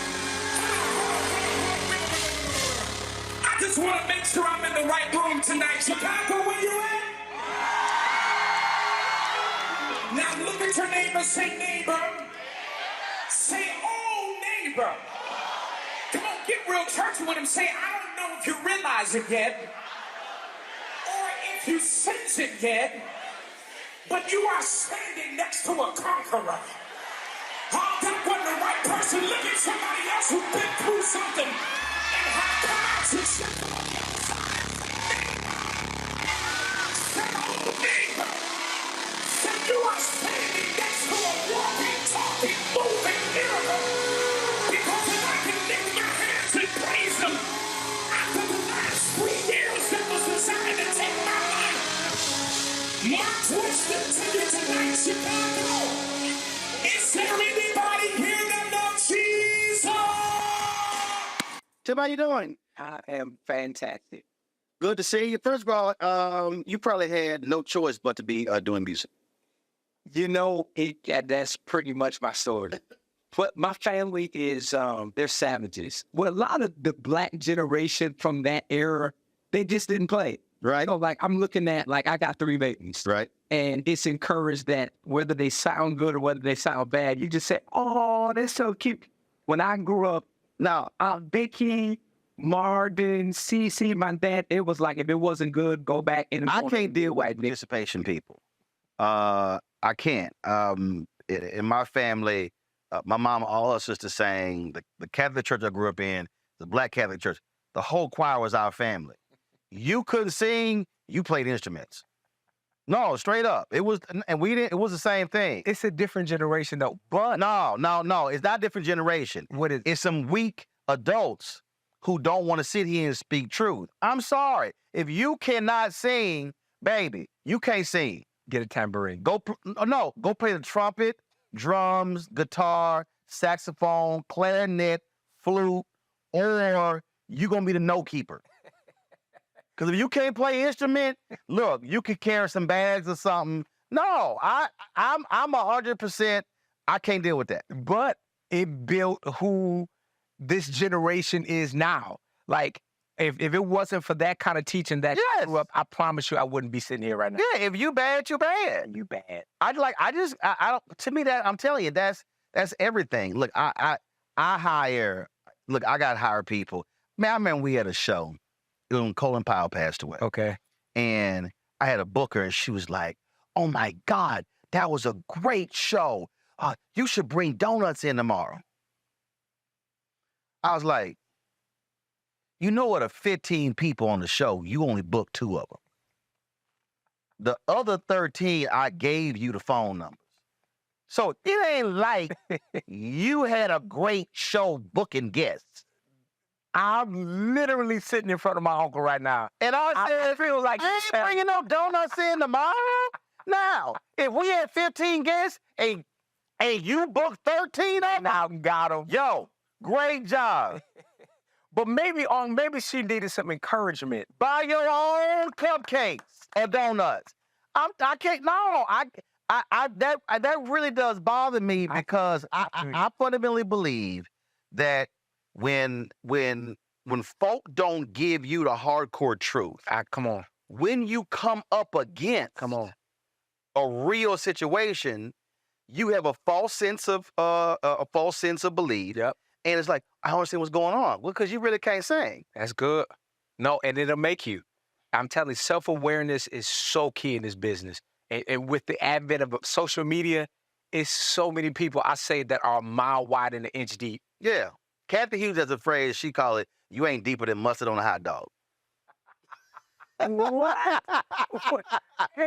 I love the thing your generation and these saying. Hey, what? But you know exactly what that means. I know exactly what it means. What that means. You ain't deeper than mustard on a hot dog. That's hilarious. But that to me, when you look at like when Get On Up came out. Okay. So that was that. So that was it was the great scene when Maceo was talking to Bobby. Okay. And he's like, Bobby, man, what you doing, man? Why? Man, go out there and make some music. And the brother who played Bobby, he said, man, listen. He said, from the moment I met James, he was meant to be out front. He said, there's nothing I could do that could put me out front. He understood that's what it is. Now, I remember calling my executive producer because he wanted me to pull back. He was like, man, you being too hard on the staff. And I was like, as soon as it came, I called him when I finished seeing the movie. I said, I can't do what you want me to do. He was like, why? I said, Exhibit A. I said, because I said, we wouldn't be talking about how tight James Brown Band was. Talk about it. And talking about the shows and how phenomenal, Mr. Dynamite and all that. I said, if he didn't understand the standard, we were here. Prince was the same way. I said, show me somebody, not the black standard, the standard. The standard. I said, And that's what makes them great. I said, now, in the moment you don't like it. I said, but somebody has to be real to truly pull the best out of you. And I just think too many people today don't want to be pushed that hard. Absolutely. I completely agree. So how do you deal with your folks when you're rehearsing, when you're taking people through, you having to hire people because or you might be saying, man, my people were tough, but then all of a sudden you go, dang, I sound just like they do. It is weird how much I resemble my uncle Marvin Winans. And I grew up saying, shout out to you, Uncle. I grew up saying he don't have to be this hard. He does not have to be this disparate. Because I watched him work all day at his craft. Right. Like we see him now pastoring. We see him not, but he worked. He will question you. Yeah, are you kidding me? He will. I'm sure. Hold up. We spoke at Bethune-Cookman. And again, I grew up Catholic. Man, we didn't read the Bible. We didn't know how many books were in the Bible. We couldn't tell you what was new and old. Look, we had a missalette, okay? What is a missalette? It was a booklet that had all the readings for the month, the scripture for the month, and it's all in the missalette. That's all like budget. Dog, it's all right there. That had the original budget. No, you got one book. Nope. It was a monthly missalette, and every Catholic church around the country had the same missalette. Okay. Catholic church don't play. Like, we gonna be all like, you ain't freelancing out there. And so you go grow up. You ain't. I'll be somewhere with classmates reciting scripture. I'm like, what y'all talking about? Like, I got to go to the back. What's the page number of that book? And then that's how he showed up in my missalette. Yeah, that's how it was. So I spoke at Bethune-Cookman, and I said something, and I quoted the scripture. And so when I sat down, Marvin goes, what did he say? I ain't lying. He goes, what scripture was that? I was like, man, I don't know. That was like Judges 12. I don't know. He was like, there's no Judges 12 or whatever it was. And I was like, look, it's in there. Like, I know what I said. I know the scripture I recited. It's in there. Now, I can't give you chapter and verse, but I know it's in there. I can guarantee you. I didn't care. But that's him, though. And when I tell you, what you see is what you get. Right. When I tell you, I used to look at him rehearse for 8 and 9 hours. And it don't take that. And we couldn't be out of here in 3? Listen, you can get the same thing done. If you had sent the music earlier, you would have come in here and get inspired, but it's the same thing. And it produces and it builds something. So now my team is watching me. Nobody outworks me. Right. Nobody outgrinds me. I believe in myself and I believe what God put in me. And I walk it out. So it's like I tell people all the time, I'm the oldest, youngest. Look at me. I got the pop leg cross. Hey. I'm the oldest, youngest guy, but it was that family that you talked about that brought that up. I think so. See, that's interesting. We were coming back from dinner last night. You know, I ain't gonna say no names, Henry. Come on, Carl. I ain't gonna say no names, but he was like, how you know when you were the best? Like, I knew I was the best. Listen to me. Oh, I feel like I'm sitting across from my uncle, y'all. But here's the thing about that. How did you know you were the best? Oh, because it was it. You know you the best when you in the room and you like, man, these fools can't hold a candle to me. For real. You know that. Look around. You know that. You know you been there. You like, man, I'm about to outsing all these fools. I'm cracking. Oh, it's just a knowing. No, but you know. But you also know when you're not the best. You do. Which then means I know what I got to do to get there. Yes, you do. But see, here's the thing that bothers me. Talk about it. If you are black and you are a non-athlete, people got a problem when you say that. So I want you if you are a black boy, okay, and you say you in the 7th grade, and he says, I want to be the best that ever played football. Oh, that's great. Oh my God, LeBron said he wants to be the best ever played basketball. But if a black boy says at 7th grade, I'm going to be the best journalist, I'm going to be the best lawyer, I'm going to be the best engineer. Look how cocky and arrogant he is. And so I have never noticed that. If you take, but now that in sports, no, we literally hold up. Oh, and they'll show. Oh, the work he puts in. They will glorify that. But if you have that conversation that has nothing to do with sports, I'm gonna be the greatest Supreme Court justice. No. How dare you? Wow. How dare you? Wow. And we black folks will say the same thing. Because we're conditioned. Conditioned. And so I think it's the hardest thing to try to talk to a young person to get them to say, no. You need to understand. I got inducted to the Hall of Fame, and somebody said, "Did you ever just envision growing up all of this would happen?" Yes. They were like, "Excuse me." I'm like, now, was it your parents?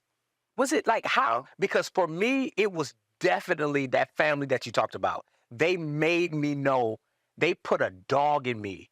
It's like so when I'm singing, when I'm in rehearsal, it's just a awe in me. Like I thinking back.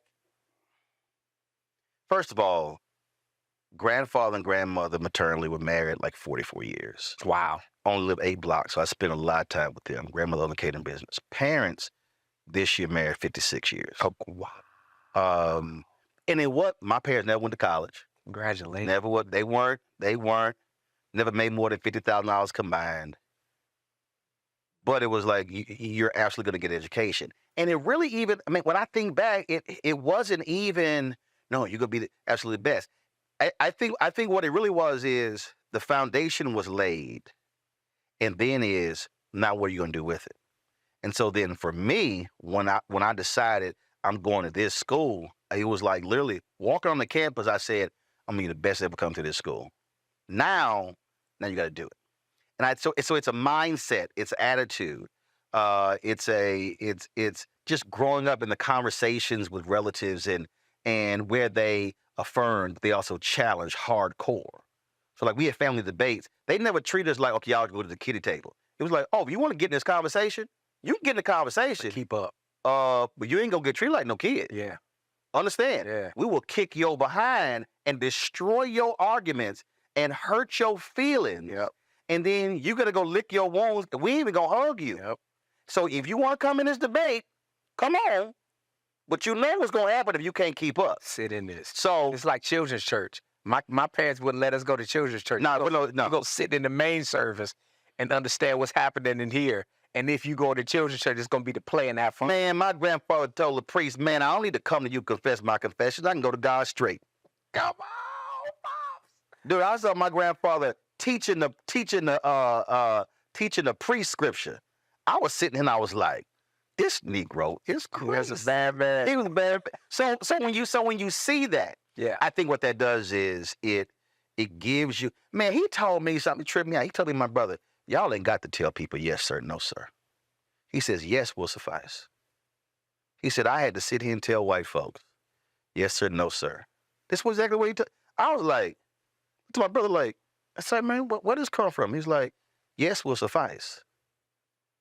So I think growing up, he passed when I was 15. I think growing up. But you're proving my point. Yeah, that's the village you came. That's the building. So it wasn't necessarily you're gonna be great at being a journalist. It's the building up of all the other stuff, and now you can go do whatever you want to do because you've been built. Take this foundation and fit it in whatever field you choose to go. There you go. I love it. There you go.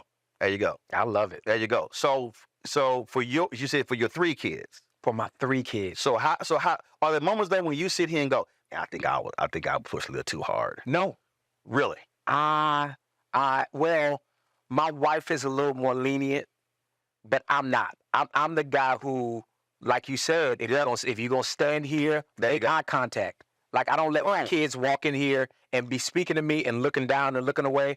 No, stop. I do that with kids. And a couple people say, hey, meet my son. I go, look me in the eye. Look me in the eye. I won't take a selfie with a young black boy who won't smile. I said, say, bro, this ain't no prison photos. You can smile at the photo. Because there's so many, because we are teaching young black boys to be hard. Come on. Yo, man, you a man. Man don't smile. I was like, it's a photo, dog. Smile. I've literally said, no, ain't gonna be no photo of you unless you smile. And the mama look at me and I would go, no, I'm dead serious. I need an intern with you for like a no. I would be laughing. Oh yeah, you would be great. Like, Sign me. Hey, I will be behind that camera or behind you cracking. Oh, hold up, but we better not miss that shot though. Get the shot, Antoine. Oh, so okay, who is that? Antoine. Me dancing on stage with Snoop Dogg at a Cincinnati Music Festival and somebody stopped recording. No. And had the money angle and the money shot. Antoine. Not Antoine. But Antoine kept his job, though. No, barely.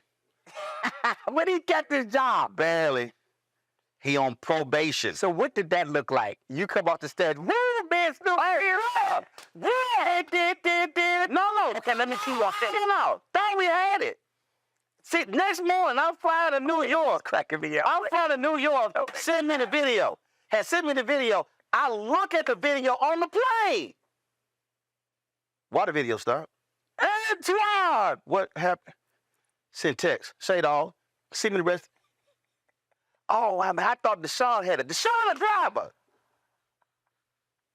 You too hard on Antoine. I don't like it. I don't like this line. I don't like this line. Missed the shot. The money shot. And here's anybody else getting the money shot. Snoop had to send me another angle. Okay, well, you got it then. Oh, because that one wasn't what it wasn't even shot vertical, it wasn't shot horizontal. Missed the money shot. But you got this is a story you will have. Piece it together. You will have this story for the rest of your. And he gonna have it too. He gonna have it too. Hey, I'm tired enough of this man internship. You are hilarious. But Dad, you know, but again though, to me, and then it was like, well, you know, I got 19 out of 20 right. Yeah, but you got that one wrong. I love it. Hey, I love it. I just think that, again, if you want to be great, yes, sir, somebody has to push you to greatness. I agree. Like who's dropping a cap behind me right now in a live interview? See, I don't understand. Because I know. Nah, you do like Prince and James Brown, turn around and go, absolutely. You hit them like. My team already know what this. You hit what? They already know. And I with my smile. You hit with that $5? Yeah. You be like, oh, let me praise the Lord. No, I just $520. Yes, sir. I'll never forget one time my MD hit the wrong song next. And we had the full band, and I turned and I smiled at him, and I just stayed there. And it was about 5 seconds too long, and his smile went from to like, yeah, you know what you did. You know when that lean on this smile too long, you know what it means. There you go.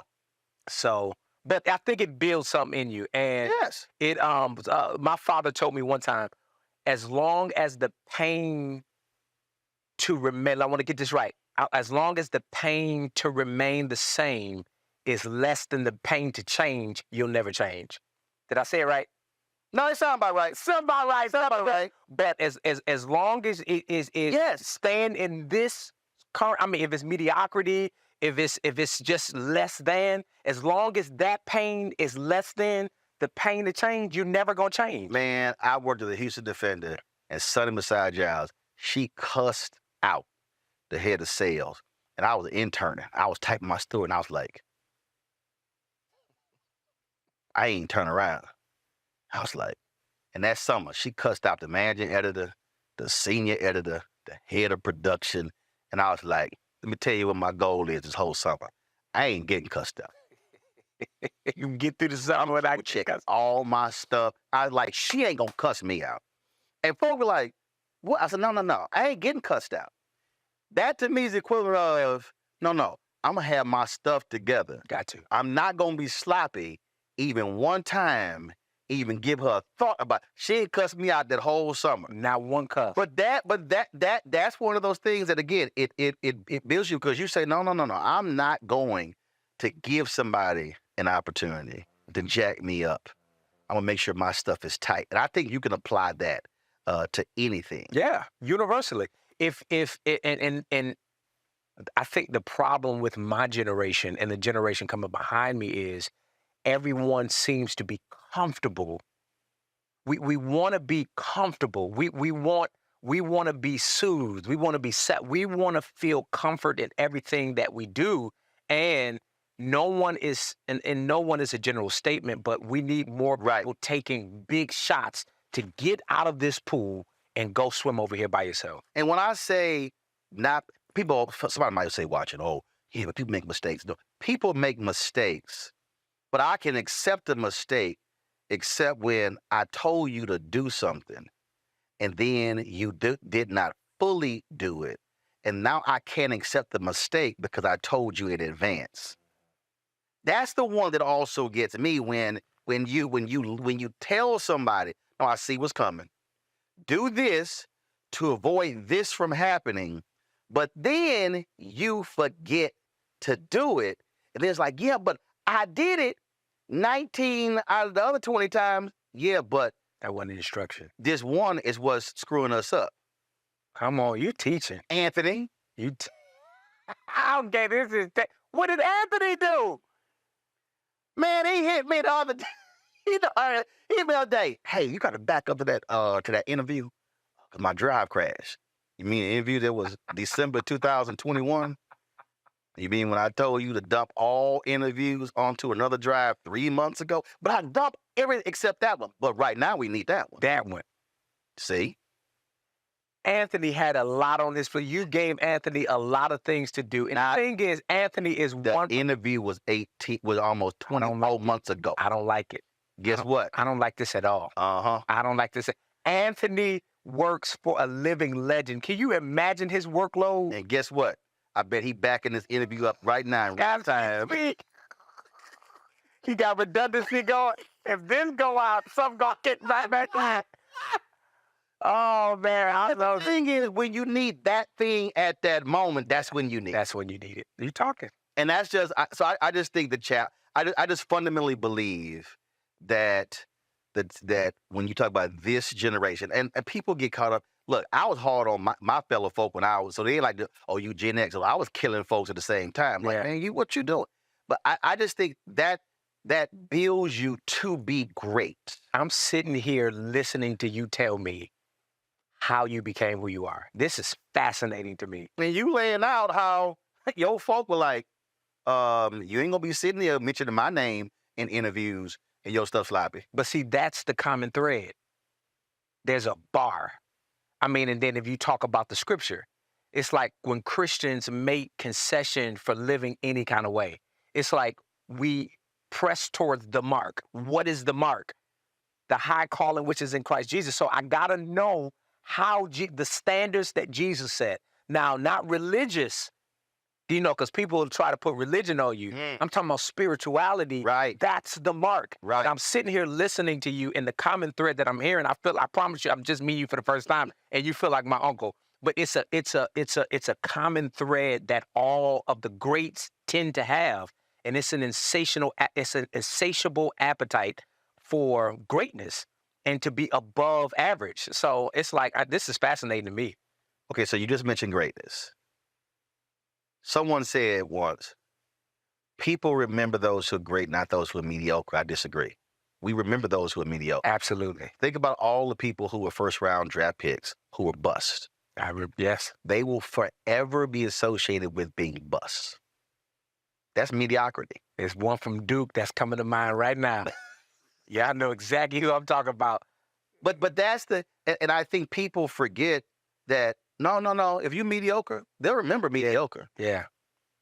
That is an amazing point. Absolutely. And I just think that a lot of people don't think about that. But then you ask yourself the question, what do you want to be remembered for? And I think it then still goes back to what you talked about earlier, which is a standard, a bar.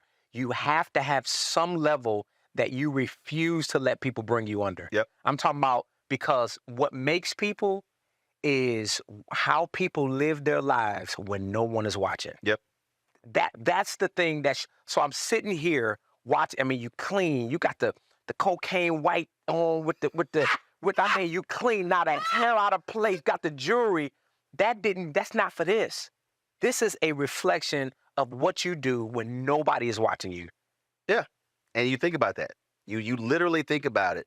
When people, I kind of know what I think the answer is going to be. When somebody comes up to you and they say, Tim, I want you to be my mentor. What do you say? It's probably a churchy answer, but I don't like people. We get into mentorship and then you then start questioning if I'm your mentor when you don't like what I say. So you need to get a clear First of all, I would have to know that I'm your mentor. But if I'm like, okay, I can kind of see, what did God say? Okay. What did God say? Because I'm actually in a situation like that now, where I told somebody to go home. My assistant is in the corner cracking up because she was in that meeting. I said, go home, because I gave them instructions. Right. They keep saying they need to recheck with God every instruction I give. I said, that's not how this works. Right. God tell you I'm your mentor or I'm not. If he told you that up front, sit down and do what I told you to do. Right. And trust that I'm not going to mismanage you. If I mismanage you, it ain't your bill. It's God's bill. So I tell most people no. They come to me, want you my mentor? No, I don't know you. I ain't never met you. But I do use the biblical model. Moses picked Jonathan. Elijah, what did he say to Elisha? So what I explain to people is, mentees don't pick mentors. Mentors pick mentees. I need to see something in you that I'm willing to invest in. Somebody put this man in B flat. And I need an organ in here. I need to, somebody get, that's good. I'm using it, and I will not be giving you credit for it. It's all good. Okay. It's all good. Now, I may give you credit the first time. It's all good. It's already on tape, so we good. We got the footage. We got the footage. No, Anthony recorded. We may not. We may not have this footage. We may not have this footage. But straight up, that's what I do. That's good. That's what I do, because most people, and I'm like, I don't know you. I ain't never seen you work. That's good. I don't know your work ethic.